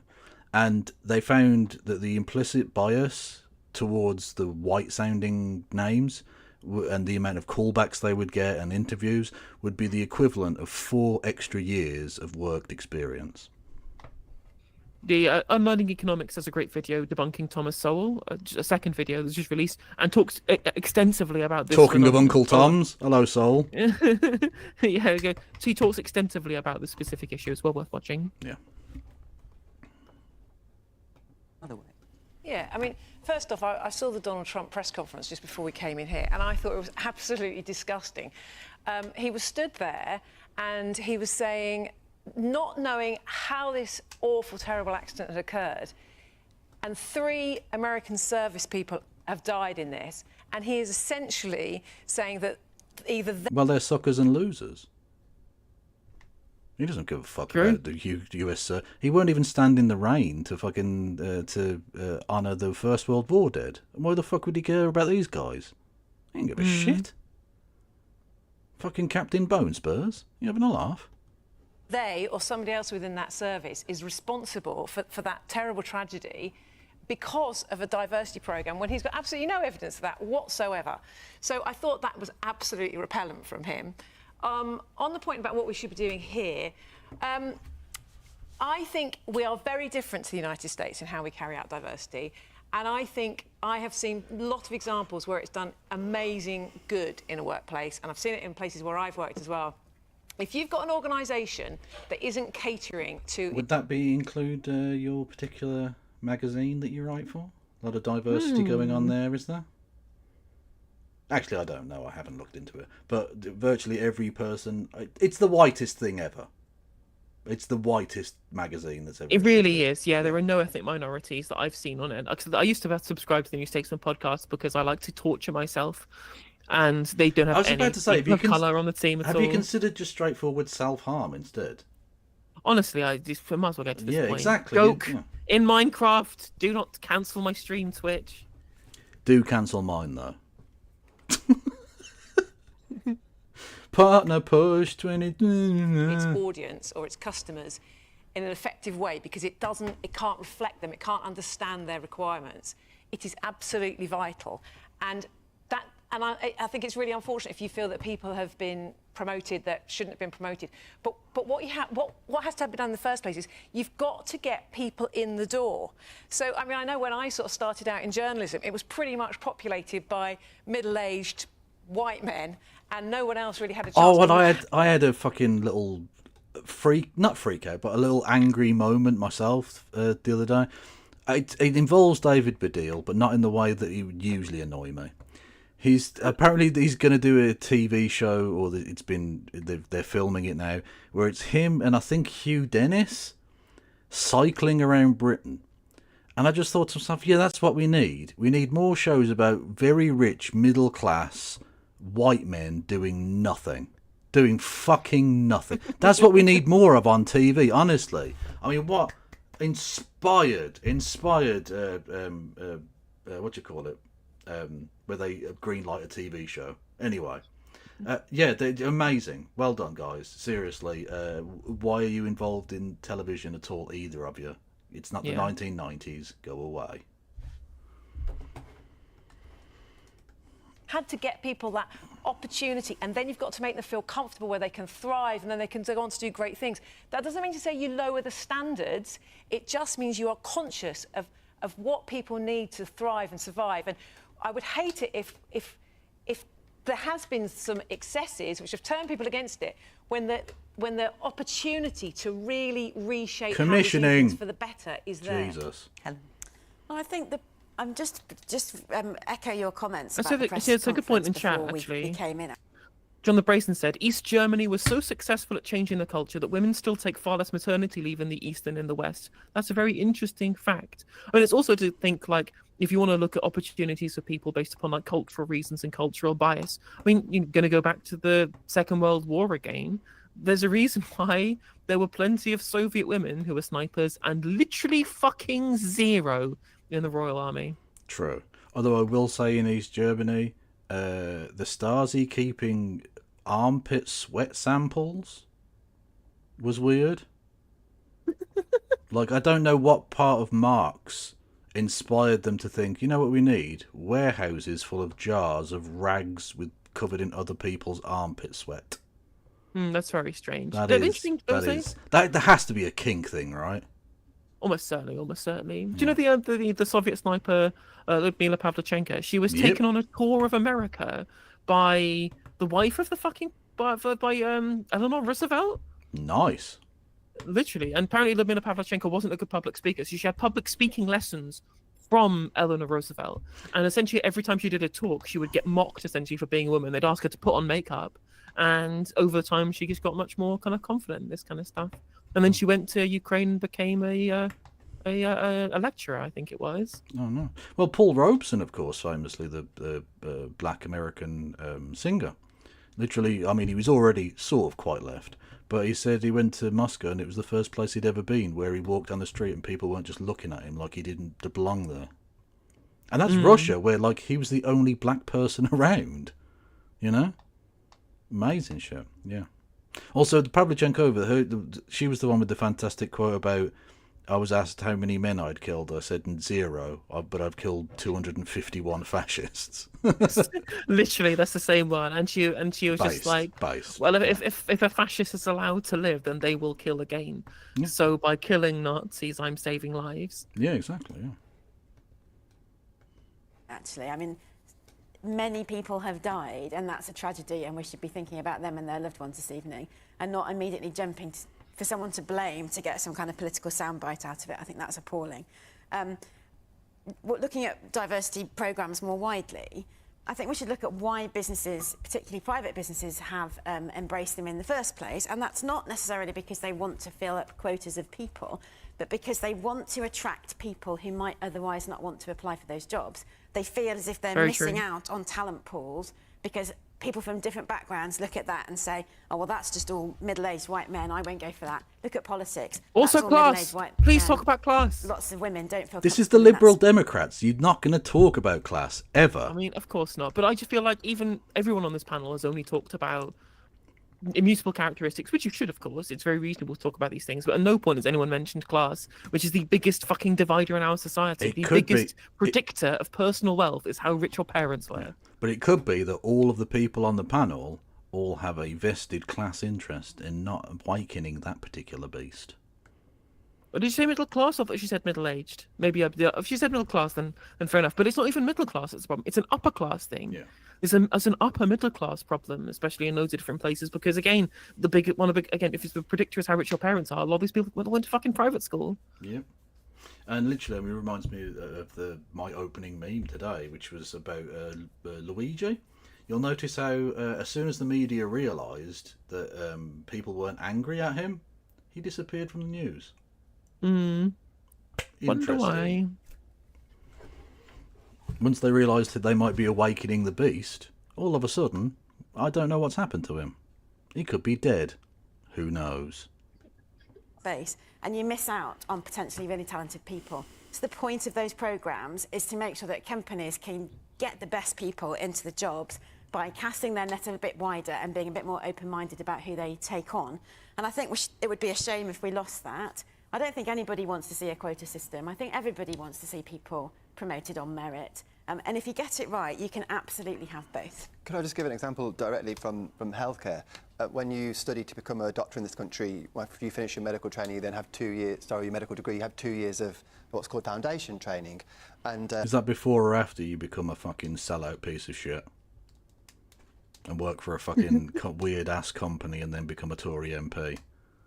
And that's the thing as well, as when you look at other people from his kind of background, you look at Angela Rayner again, is that not only do we have these attitudes towards class is so fucking ingrained. It doesn't matter what Angela Rayner has or has done, whatever she's achieved. The fact that she grew up in a council house and she doesn't speak proper means that people fucking the horrendous classist shit you say that gets said about her is crazy. Whereas Boris Johnson, a posh wanker, can garble on nonsense.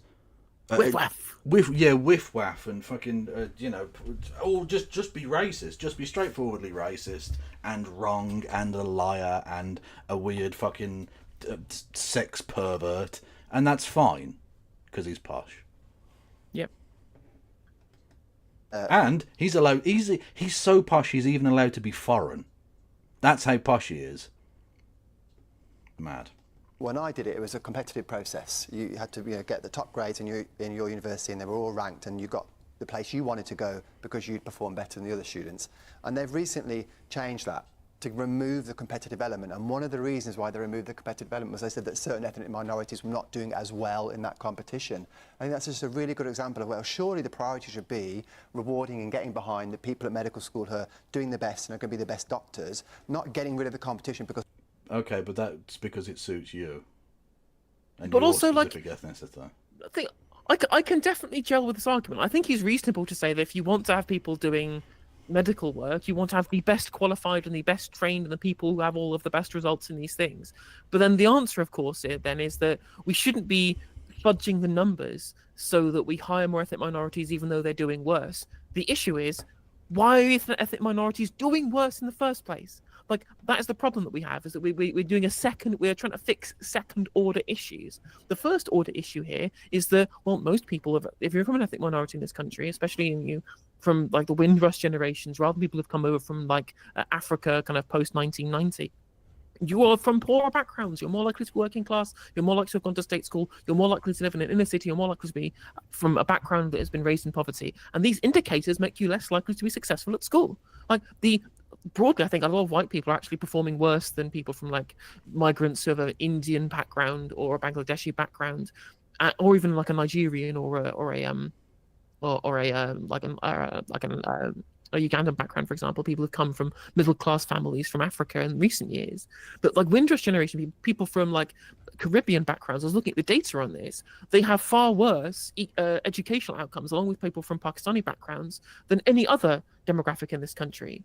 And you've got to ask why. Well, of course, it makes loads of fucking sense, because the people who are from Caribbean backgrounds, they came over fucking Windrush with nothing.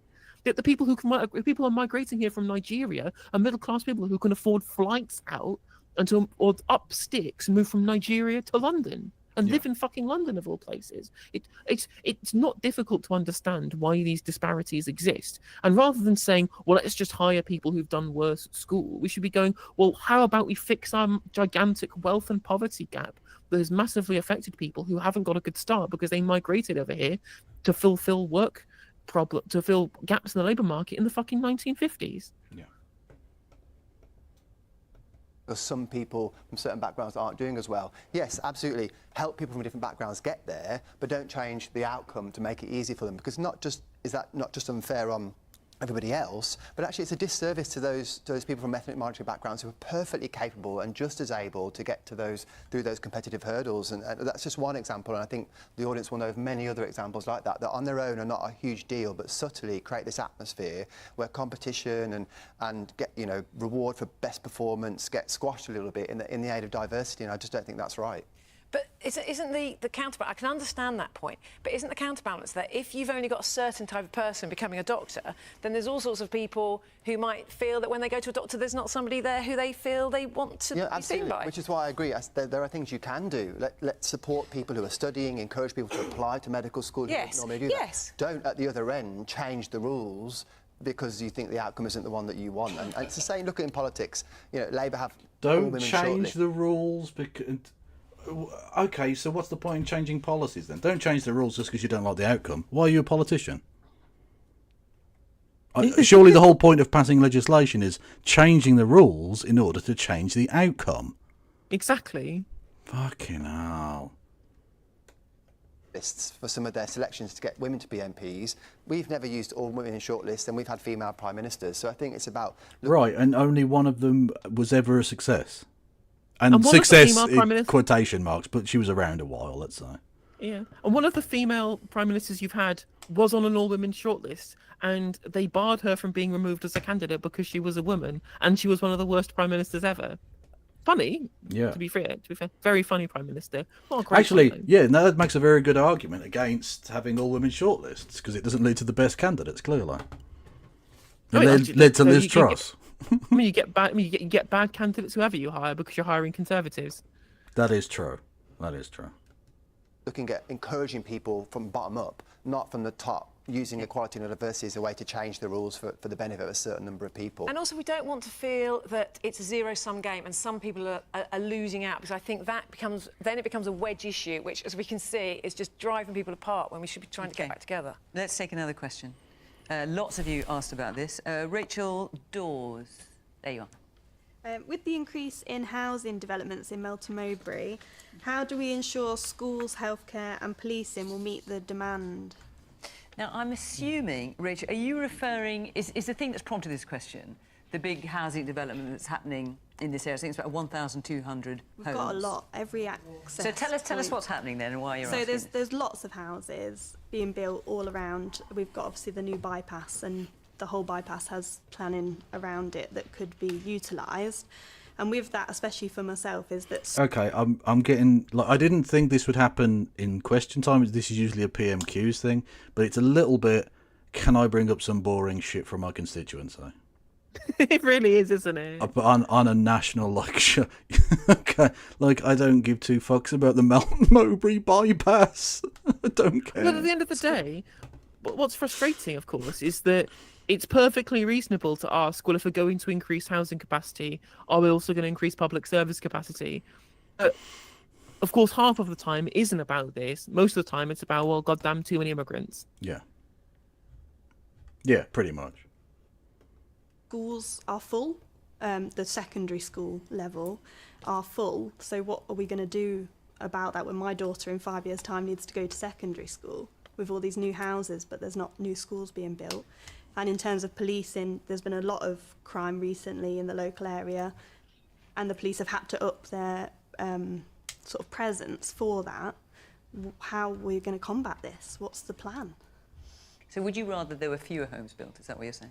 I think if there's going to be more homes, then we need to build more schools, and then obviously that's a cascade of issues with teaching and everything. And everything comes with it. And presumably you're thinking about GP surgeries as well, and yeah, definitely bus services, GP. or We've only whatever it got might one be. doctors in the whole of Melton. Right. Helen? I mean, I think the point that you're making is extremely valid, and wherever you go and whoever you talk to, the answer that they say is, we're fine with the new housing, but we need the infrastructure to go with it. I've got a small village in North Shropshire called Welshampton, and they've had a number of new houses built recently. And the thing that they've said consistently on the doorstep is, no problem with the new housing, but we'd really like a main sewer. We don't have one. The septic tanks are problematic. It's causing environmental damage. We'd really like a sewer to go with all of these houses, and I think that's quite reasonable. We do have to build houses at scale because we have a housing shortage, but we really need to make sure that those decisions are being made locally, I think, with a plan. So we don't to need go the with houses them then? to provide Yeah. all the things that you've described: schools, GPs, bus routes, big one for me, a sewer if you're not on the mains network. So what's going wrong, Helen? Because looking into it, because I knew that we were going to look at Rachel's question, she submitted it for just as you arrived. Things like the local infrastructure is typically funded by developers under. They can make contributions to. They don't build them themselves, but they make contributions to local authorities as part of the development plan that they come up with. It's something called the Section 106 agreements, community levy. And then so local developers give money to the local authority, and then it's up to the local authority how they spend it. Clearly, according to Rachel, that isn't happening. Where's the disconnect? Where's it going wrong? Well, for me, I think where it goes wrong is at the local level, and the targets for housing should be developed locally. Is it that the local authorities don't spend the money on the extra buses, GP surgeries, or they don't whatever? get enough money in, or they don't discuss properly with the developer what's going to happen before they give the planning permission. So we need to give local authorities the confidence to be very stringent about the conditions that they put on planning, and to make sure that when those houses are delivered, we're not ending up in this situation where there's loads and loads of pressure on other services, because people will start to resent it, quite rightly, and they will oppose it, and who can blame them? Zia? Well, during the DEI answers, we heard a lot about root causes. And so I'd like to just zoom out for a minute and just talk about what we're really talking about here. We're talking about access to healthcare services. We're talking about housing. We're talking about policing. We're talking ultimately about infrastructure. And listen, I'm a second-generation immigrant in this country. Whoa! There we go. Whoa! Home slice. I'm colourblind, and I don't know why you're playing this DEI, CRT, fucking woke bollocks. Well, it doesn't matter. Political correctness gone mad. Exactly. Well, it's utter woke nonsense. In the early 1980s have contributed a great deal, I'd like to think. And so nobody knows But they better did than I raise the you, valuable though, contribution that migration can have to a country like the UK. But the sheer size and the scale of the population... Hey, here we go. Now we get to the crux of it. I know this conversation's about housing, but can we be racist, please? I'd like now to just be a bit racist, please. Thank you. explosion that we have seen is absolutely unfathomable. During the 14 years of Tory rule, they exploded the size of the population by 6.5 million net new people. Yeah, he went from quoting MLK to a weird fucking immigration bit very quickly. Yeah. Having promised in their 2010 manifesto, their 2015 manifesto, and their 2017 manifesto Very important point to bring here, net actually. migration.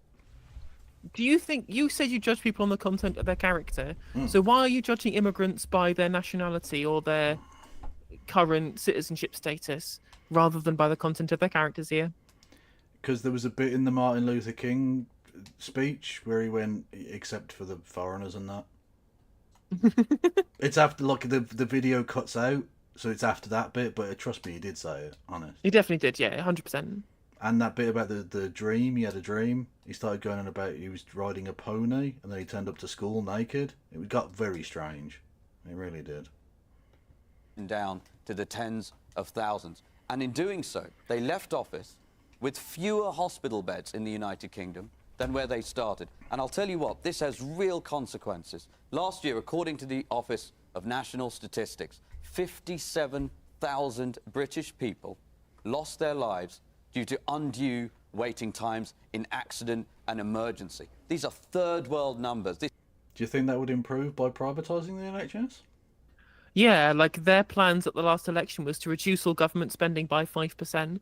Do you think that dropping NHS funding by 5% would make that better or worse? Just a question for me to use here. Something efficiency savings that are definitely still there, honest.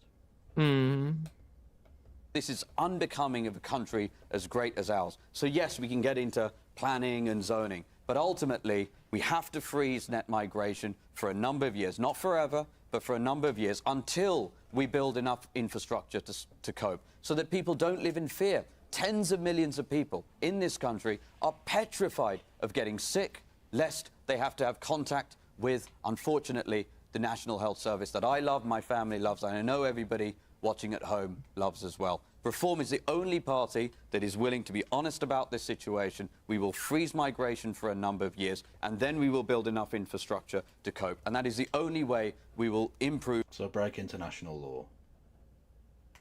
Cool. But even then, like, it's just, again, the issue, of course, is he's trying to blame the migrants for this when it's just austerity was the problem. Austerity was the problem. You say, oh, they left office with fewer hospital beds than they went into office with. Yeah, because they didn't fucking spend any money on the NHS, did they? Yeah. And you also have a policy platform of spending less money on the NHS. Yeah, You're going to make this problem worse. Yeah, I'm not letting him get away with. But I love the NHS, and we all love the NHS. I just think we should spend less money on it and then stealth privatise it.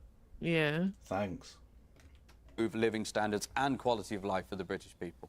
If you freeze migration, where will you get the people to build the infrastructure? I'm just going to say this now. I'm writing Melton Mowbray off. I don't like to be that guy. I'm just saying, you're not sending your best, Melton Mowbray, okay? You're idiots. You're degenerates. Some of you, I assume, are good people. Sure. Well, this is unfortunately, this is just an untruth that is peddled. If we look at the last 6 years, 3.1 million net new people arrived in the country. Do you know what percentage of those came in on work visas? 16%. I know there are a lot of dependents. 1/6. Dependents, families, students. You could, and again, I say this is someone who has heard at the dinner table for most of my childhood, really all of important the point stories here. of frontline NHS. You know, when people come here as students, right? They stay students forever. Literally, they never stop being students. Yeah, it's true. They stay students forever, and on top of that, the dependents, they come here, they just do nothing. They just sit on their asses. They come over as dependents, and then they just do nothing. None of them work at all. You know, because again, if you're a dependent of somebody who has a student or a work visa or something like that, you don't just stop having the ability to do work.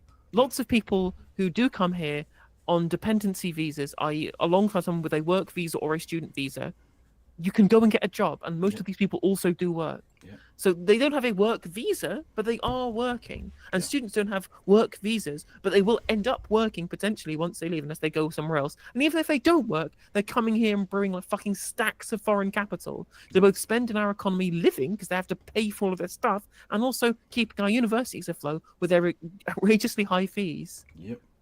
And Andy Carter points out, melt on Mowbray. Yeah, it's literally got melt. Melt on Mowbray. Your town starts with the word melt. Appropriate. NHS workers from my parents. The reality is you could restaff every doctor and nurse in the National Health Service with just last year's net immigration number. So listen, we're talking about net migration here, around 400,000 people a year sadly leave the United Kingdom, we will still issue visas to truly the brightest and best people who will contribute to the economy immediately, people willing to come and invest millions of pounds in this country and to where there are specific skill shortages. But when you ask questions like that, and I understand why you ask them, Fiona, but I don't know how many people at home understand this. We have a cap in this country. The United Kingdom, as a result of the Tory party, and it is still in place under this Labour government, there's a cap on the number of home... Virtually everything in Britain is cap. Just saying. It's cap is true, but the thing is, what's frustrating as well is that you look at the expulsions, the deportations happening under Trump. It's leaving gigantic fucking empty construction sites. The fucking biggest sector of the economy that is staffed by undocumented migrants in America is fucking construction. Who's going to do? Is there going to be a single tended lawn in all of America? I mean, that is one problem that they don't really need to solve, right? I mean, if we got these people's citizenship, they could get jobs that aren't fucking mowing massive fucking bellends lawns in the suburbia. I'm not arguing they need to fix it. I'm just saying that would be a thing that would potentially lose Trump a lot of his supporters base, because a lot of his support base are actually just rich people, rich suburbanite scum, people who I would happily terms of service. And if Jose and Luis aren't there to mow their lawn and plough their wife while they're at work, Trump will lose a lot of support, because the fucking eggs aren't going down in price anytime soon. So, and also Zia Yusuf is talking about people working in the NHS, which, to be fair, we have a lot of migrants who do that. No, she asked a question about constructing and building the infrastructure, which again, it's mostly migrants who do that. Yeah, true. Grown new doctors that can graduate. I mean, how insane is that? No more than 9,500 new homegrown doctors. And then we ask questions over like, 9,500! Our NHS. Well, no, the question I asked was how would you build the infrastructure, just because there happens to be a shortage at the moment of construction workers. Well, we and you said, you'd build the infrastructure. I'm just asking you that. Yeah, so if you look at during the period when there was a massive increase in the population as a result of immigration after Boris Johnson came to power, so if you look at the last 5 years, there's been no massive improvement in construction. Well, Boris Johnson himself is a net migration, because he is one person who came into the UK that wasn't originally here.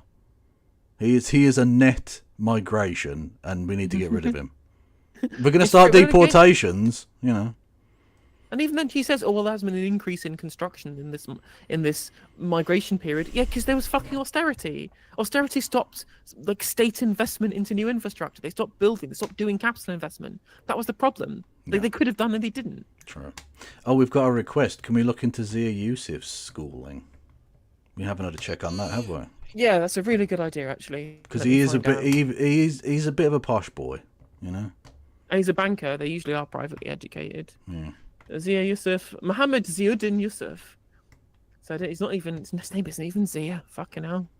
Oh, lying, is it? One in Yorkshire. Yorkshire. He's one in Yorkshire. Yeah, and his parents migrated from Sri Lanka and both worked for the NHS. His father's a doctor and his mum's a nurse, who shares that with Keir Starmer. He was educated at the fee-charging Hampton School. There you go. On a 50% scholarship, and a BSc in International Relations from LSE. So not Oxbridge, and he is private educated, but it was 50% scholarship, not 100. Okay, not 0%. He's 50% exactly what you thought it was going to be. Yeah, quite.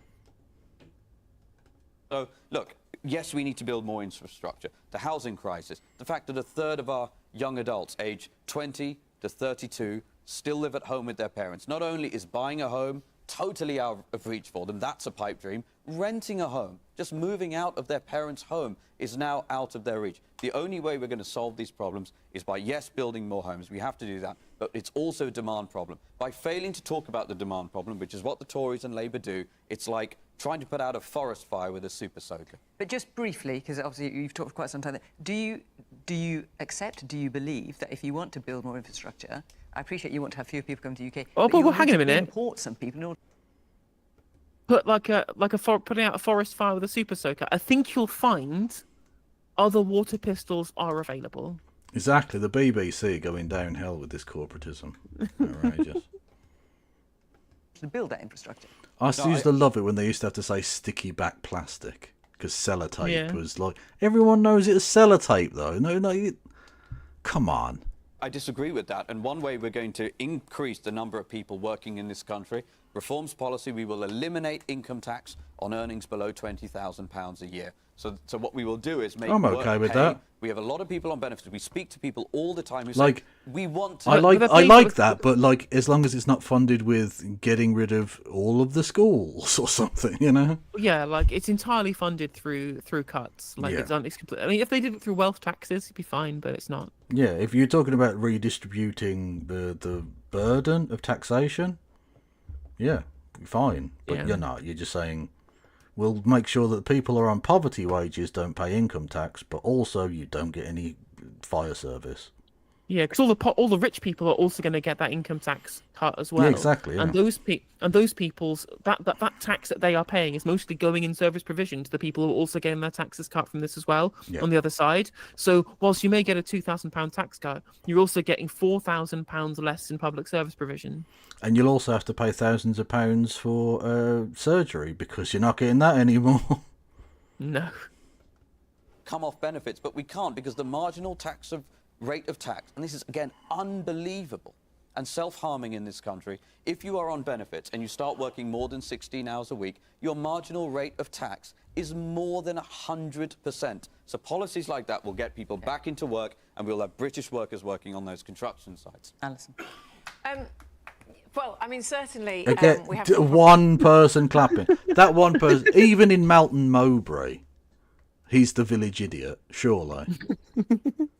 We've got a lot of people at the moment in this country. And it was who definitely are a he. working, I don't who need to get check. back into work, and I think we need to make work pay, and I agree with that. And I think that's why things like the work that has been done by the government on making work pay and ensuring there are good quality jobs for people, that is a really good thing. And then I think there is some work that's also going on to make sure that people do their bit and are contributing to the country. So that's all good. And I think also there is clearly an anxiety in the country at the moment about the numbers of people that are coming in. And so there needs to be a sense that there is some control, which I think for a long time there hasn't been that sense. But I think where perhaps there is a sort of slightly simplistic kind of approach to this is if it was that easy, I'm guessing people like, Boris Johnson and David Cameron who did pledge to do it, why didn't they do it? So certainly we've got to look at how we are going to do it. And I think a big thing that we keep coming back to is that the country has used cheap labour from abroad so that big businesses can make a huge amounts of money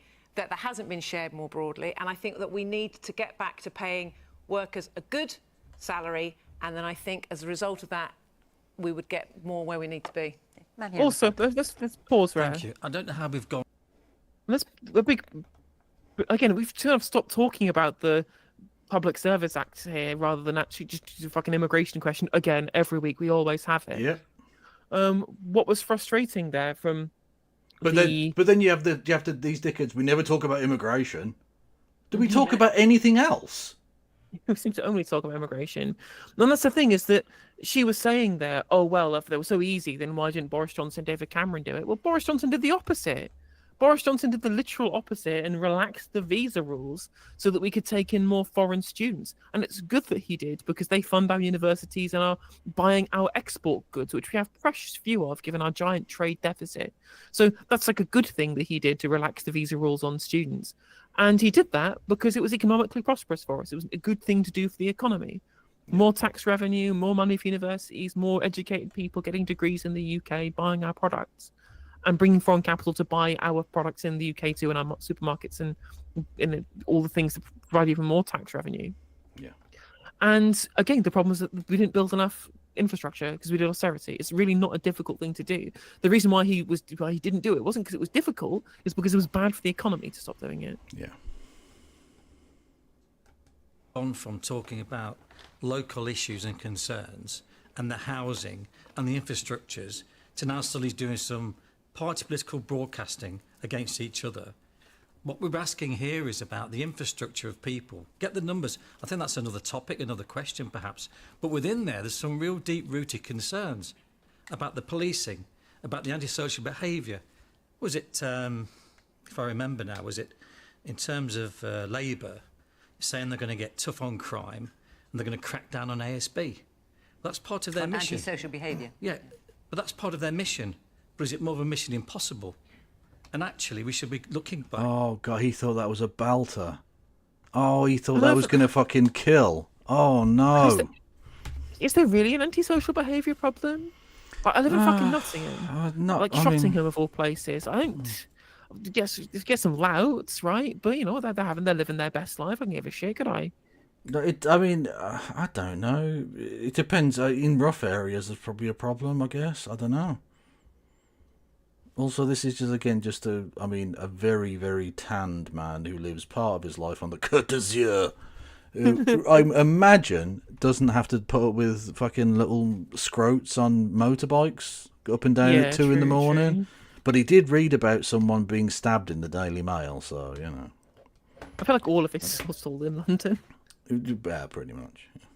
The local stuff that's being talked about here, as opposed to going on and talking about amounts of people here. It's about infrastructure. Just for Americans as well, I saw some American going on about like the knife crime situation and going on about, oh, bet you wish you had guns. No, actually, because then we just have lots more shootings instead.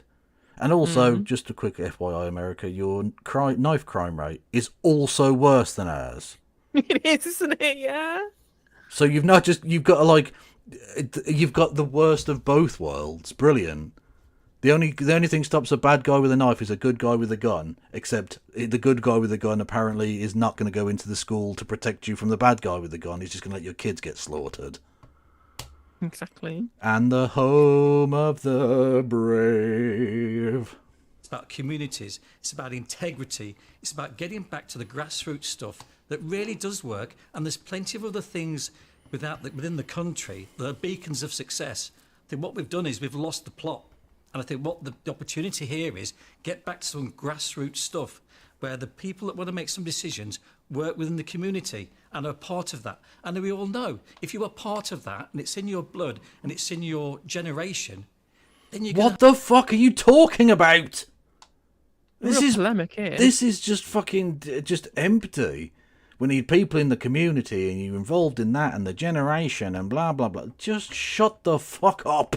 I think there's a very salient point here about the centralisation of politics in Westminster. I think that's fine. You shouldn't have to take I don't think 5 that's to make the point. Yeah, but he's just waffling. He's not saying It is anything. waffle. He's not going It on is about waffle. like taking power down to the local level. He's just waffling about something about community involvement. It's God, people love the sound of their own fucking voice. He says as he drones on. have the door wide open for you. So, in summary, there's an opportunity here to talk about the local grassroots, but I think we've got blown off course because we're more concerned about what our own particular views are. Thank you. Okay. Melton Mowbray, you're off the Christmas card list, lads.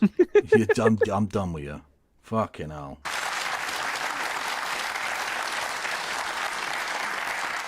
Dickheads. The glasses, yeah.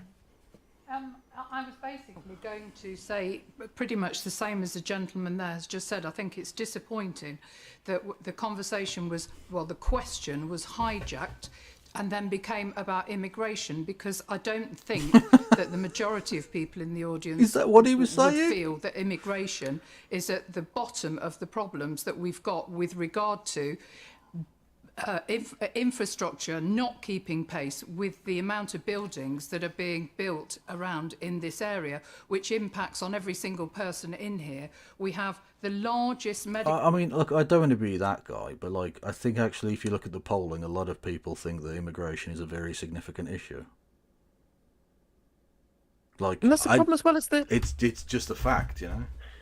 And what's frustrating as well is that the answer is obviously very simple. It's about austerity and lack of state investment, but you're speaking to an entire cadre of politicians and political parties who don't believe the state can do anything good. They don't believe in the role of the state to do these things. Even Labour, the traditional party of the state, are banging about public-private partnerships. Right at the start of this segment, Fiona Bruce was talking about this funding formula where people doing new development do some stuff where they engage in some funding for the local authority. I'm just like, you've got a state, you've got, with a fucking £1 trillion economy, just build some fucking hospitals, build some schools, build some police stations. Yeah. It shouldn't be this difficult to do the basic stuff of statecraft that our country did for fucking hundreds of years before Margaret Thatcher happened. But thankfully, Labour are going to get rid of the anti-slavery protections for illegal migrants. So, expert. Brilliant. Thanks, guys. It's like they just choose the shittest possible policies ever. That, and what was the other one this week? Making sure that people who only use streaming services still have to pay for the fucking TV license. Like, if there's a technocratic tinkering at the edges, not really helping anyone but pissing off a number of people policy, more than that, I've never heard it. Fucking useless. Practice here in the country, Latham House, there is a plan for another one. But what seems to be at fault here is the administration, because there must be advance warning that all of these things are going to happen, all these housing develops are going to happen. There's a time lag between when we start talking about the medical practice, about schools, about everything else, and that's where another the point problem I'll is. make as well. And that's really, I think, what the panel should. Another thing I'll point out with around the privatization of all of this and leaving up to the market, because the market is king, is that what we also used to do is that the people, it wasn't just that the infrastructure that went around for housing was built by the state. The housing was built by the state. It was planned by the state. It was done as a whole, as a holistic project about building a town and creating the infrastructure from base principles, because there's a large amount of council housing and there was some private housing that kind of did an offshoot of it as well. But the basis of the estate that was being built was around council housing with the amenities planned by the state, all ready to go as a blueprint. And instead we just have fucking suburban sprawl and private tendering and weirdo posh estates and luxury flats that people can't afford, because, again, we just have admitted that the state shouldn't do anything since 1979. Yeah. It's so stupid. So stupid. Yes, indeed. Be trying to answer. Well, we'll come to that. Woman behind you.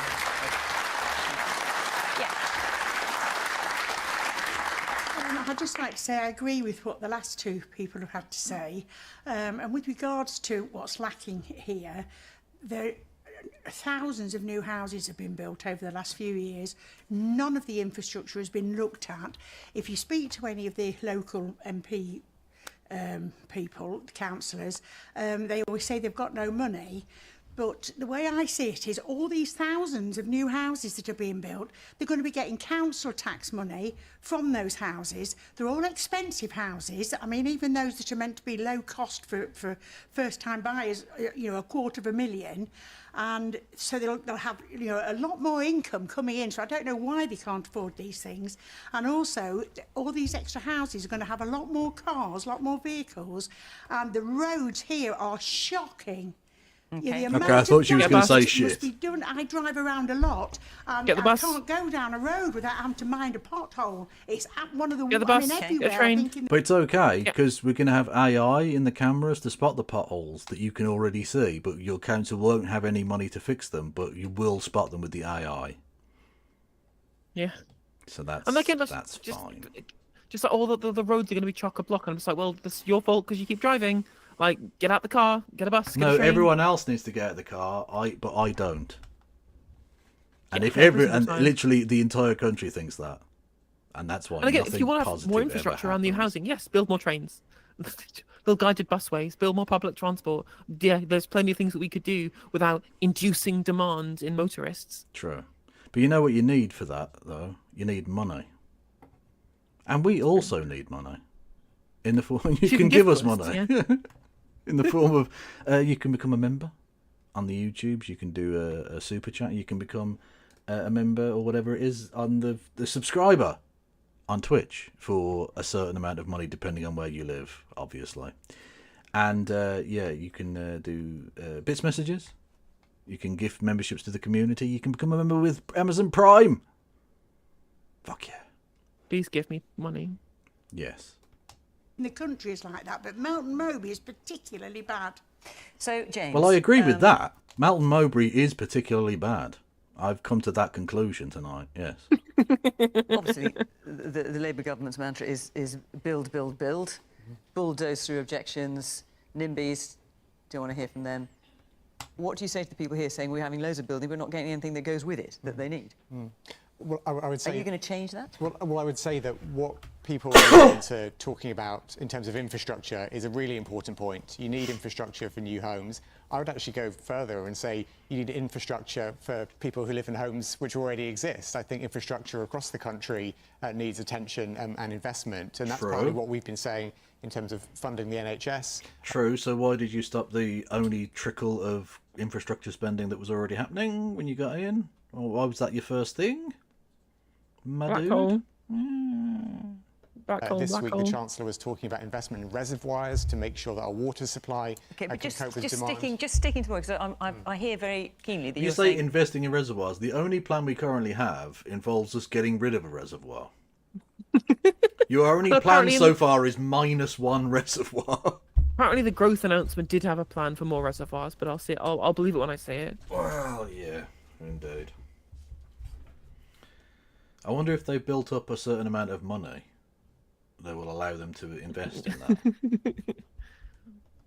We're getting off the point. You want to talk about local housing. If the problem is that, and to be honest, I've heard this debate pretty much in so many places I've gone to with Question Time. Houses are getting built, but nothing is getting built to go with them. Be it GP surgeries, more police officers because there are more people, more transport, whatever it might be. Given Labour has talked at length about wanting to build more houses. Are you going to change that so that people will see the infrastructure with it as the houses are built? There is more of a focus on infrastructure from this government than there has been in the past, certainly 14 years from the previous government, because we talked about developer contributions to infrastructure, and it is important that developers make a contribution, but it's also important that the national government plays its role in providing infrastructure for all citizens, whether that's NHS, water supply, investment in roads, investment in railways and so on. We need to make sure that infrastructure is there because we are determined to build homes. And, I need to be very direct about this, and that we do need more housing. We need to make sure the next generation have opportunities to buy a home or to rent a home at an affordable value. We have started reforming the planning system because we think at the moment the balance is wrong. Not enough homes are being built. We need to shift that balance and make sure that the regulation and some of the things that block new... Oh, God, he's sapping the life out of me. It really is. Is there another clue for the next question? I can't. It won't let me scroll through. I don't know. Probably not, I think, at this point. Okay. But I don't know. Homes being built gets out of the way of us needing to build those homes. But the point about infrastructure is very well made, and I would say it's essential for new homes, but it's also essential for all of us in this country to improve the infrastructure we have.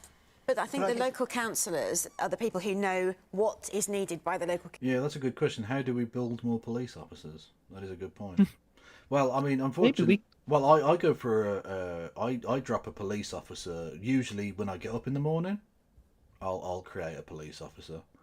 And then usually after a heavy meal as well, I'll also go and create a new police. I'm saying they're shit. I'm saying they're a piece of shit. They're rubbish, yes, it's true. Yeah. Community, and you need to empower them to make sure that the plans include all that infrastructure. All right. And what you're at risk of doing is devolving that upwards and saying, we don't want to hear from local councillors, we just want to build it. And No, devolving upwards is not devolving. That's revolving. Yeah. I think that will bring about the wrong outcomes. Let me bring in Kieran. So obviously for example, the housing development here, this was obviously approved by the local council, but this was all happening under the last government, i.e. the Conservatives. Yes. These people here clearly don't feel the infrastructure came along with it. And I've, like you said, Fiona, I've heard this so many times. I hear it in my own constituency, and I think part of... why wasn't something done about it? I mean, part of what we have to do as in the opposition now is reflect on what we didn't get right when we were in government. And I think certainly I'm very open in saying that on this issue of how you bring infrastructure at the same time as housing, we didn't crack that. And you'll be experiencing that, and I've seen that. The ambition was there, but we didn't do that. And Kemi, our new leader, is very clear that we're under new leadership now, and it's for us to take the time to really think through. These things aren't easy, but how do we manage that? How do we ensure when we're building homes, the infrastructure goes with it? My worry would be in terms of what Labour are now doing in the short term is, let's hope that they do come up with a way of doing it better, because the first thing they've actually done increase your housing targets in the local area. In many areas just like this, the number of houses you're going to have to build has gone even higher. So they've done that first before they've come up with the solutions on this issue, and at the same time as lowering the housing targets for places like London. And I don't think that's fair. I don't think we should be putting further pressure on rural areas. Honestly, he's the most annoying cunt. Yeah, he's so fucking irritating for some reason. Yeah, he's just like, he's not the worst by the looks of it, and he was pointing out, you know, the sexism from the Reform Party. So like, he's probably not the worst of the Tory cohort, but like, he's a very irritating prick. He is. Areas who are experiencing these kind of issues at the same time as saying to the Labour mayor in London, but we'll let you build less houses. And I think it's pretty clear what the political motivation is for that. Is that they want to encourage him to build an orb. It needs to happen. I'm fully orb build. There you are. This may be a reason for us to look, and I gather it is being looked at having county and local amalgamated, because often there are duplications of jobs. A doesn't agree with what B's doing, or A reneges on what B has asked for and they've agreed to previously. I'm not saying who's doing what, but that is what happens. And it seems to me this is a real opportunity. Okay, I don't want to be too rude, but is this Barry Cryer in drag? Because yeah, I'm just saying. That's a lot of red tape, and to make sure that things happen, and that we shouldn't be having debates about this. These things should be done in tandem. And when agreements are made with planners, my understanding is, I think as you've already mentioned, Madam Chairman, that in fact what happens is it is agreed. Yeah, what the fuck is that? It's not a council meeting. About the infrastructure, about so much money should be allocated to this, and it doesn't get always gets carried out, and that means developers then get away with it. All right, the person at the very back, I think you've got a green top, I can't quite see. Yes, you there. Yeah, you talk about planning in opposition, but this is not a new problem. You had 14 years to try and get on top of it, and you didn't. True. Yeah, we didn't get it right on this issue. That's correct. And the man a little bit further forward with the glasses, look there, in the red jacket, yeah. I just want to pick up as an immigrant, going back to that earlier point, a first generation immigrant and someone who loves Melton Mowbray and has built a business. The angle I think is missed in here and gets distorted by people like Reform is community pride. So there's services, but there's also all of these people coming into the community should feel welcome. And they're not immigrants, so I know that versus they're people that might be coming from Nottingham or Leicester, and made to feel part of the community and, you know, to shop in town, to do all of those types of things. But with the kind of rhetoric around immigration and the causes of these things, people just live their lives on Facebook. They don't meet their neighbours. They don't want to be part of the community. And that's something that we have a great community in Melton Mowbray. And rightly with the people here in the audience, we don't welcome people who want other people. We want a better community, but we want great services and a great town centre. And yeah, everyone is welcome in this town, and we want more people. Do you want to respond to that, Zia? Not as enthusiastic a round of applause, because again, Melton Mowbray. There's Nelson Mowbray. Yeah, doesn't actually seem to have the interests of Melton Mowbray at heart there, which is a shame. Yeah. Well, look, I have enormous sympathy and empathy for all of this concern about Melton Mowbray and how these issues impact people locally, because that's how we live our lives. To that man's specific point. To that specific point, look, Reform is a party that believes in the enterprise and dynamism of the British people. We believe the British people should be prioritised over foreign citizens. And when you talk about welcoming people, what you're really talking about there, you actually talked, you didn't use the word assimilation, but that is effectively what you're talking about. You're talking about people coming and being... Yeah, okay, yeah, we pick you, yeah. Yeah, you're one of the good ones, yeah, we pick you. Shut the fuck up now. welcomed into the community. There is no doubt, as a result of the sheer scale of the size of the population increase, assimilation simply has not happened. And I say this as a second-generation immigrant. Again, that's several times you've mentioned that now. I will just say, mate, you are not a great example for the point you're making, because you have assimilated into British racism very effectively. Honestly, we have some of the best racist brown people in the. I mean, look at Kemi Badenoch. She hasn't just assimilated into the racism. She's got the transphobia. She's got the really fucking mental shit about like sandwiches being gay. Like she is proper British mental. Absolutely. When my parents came to this country in the early 1980s, net migration to this country is in the tens of thousands. That's why they assimilated. They had lots of friends in the local community of lots of different faiths and backgrounds. What's happened now, again, as a sheer scar last year, net migration into this country was 1 million people. I want to make one other point, Fiona, if I may, please, because we talked about infrastructure and we talked about policing. You didn't make a point for a start. And we've been talking about housing. This is how the population explosion manifests itself. It manifests itself locally. So when we talk about the size of the 6.5 million net new people, that increase under the Tories, and they left with fewer. You left with fewer hospital beds in this country. Yeah, you did make that point already, in fairness. Does he think this show is just a party political broadcast? Oh yeah, 100%. 100%. Well, that's the Reform UK's modus operandi. True, but like even Farage, at least he sort of talks, whereas this guy's literally just doing just regurgitating the same 3 fucking lines. That is true. But again, it's just like we wouldn't have had a problem with the increase in population if we just fucking invested, and we didn't do that when interest rates were 0. Yeah. 100 net new prison places. You can draw a straight line between that and the fact that people don't feel safe right now. There are violent criminals still terrorizing people across this country. It is because of a lack of planning. When you have an explosion of that speed, you cannot build infrastructure fast enough. You cannot plan for it. We are out of time, I'm afraid. When you say that, but I saw a documentary called Tom and Jerry where he was literally building train track quicker than the train was going. So, like, if he can do it, why can't I? Exactly. And on that bombshell. Yeah. Yeah, end of the show. Is it the end of the show? She just said that's it, isn't it? No, forgive me. Apologies to those who've still got your hands up. I couldn't get round all of you, but... Yeah, we're done. So another question. Is it? Thank you very much for taking part. That is it. Our time is up. Yeah, yeah. I was after. Fair enough. You made me... You're gaslighting me now, making me question my own sanity. Outrageous. You had sanity? Yeah, for breakfast, yeah. It was lovely. Yes, okay. Everyone go and follow No Justice MTJ. Everyone go and follow KF Logan 1875. Do you want to raid into the surfs for some hearts of some absolutely wonderful clout? I've got a raid on YouTube. Still didn't get cooked. It's all good. You can do both. They have the surfs also stream. They're on YouTube. Yeah. Okay. Yeah. Okay. Well, I'll send everyone over to Lancey Boy.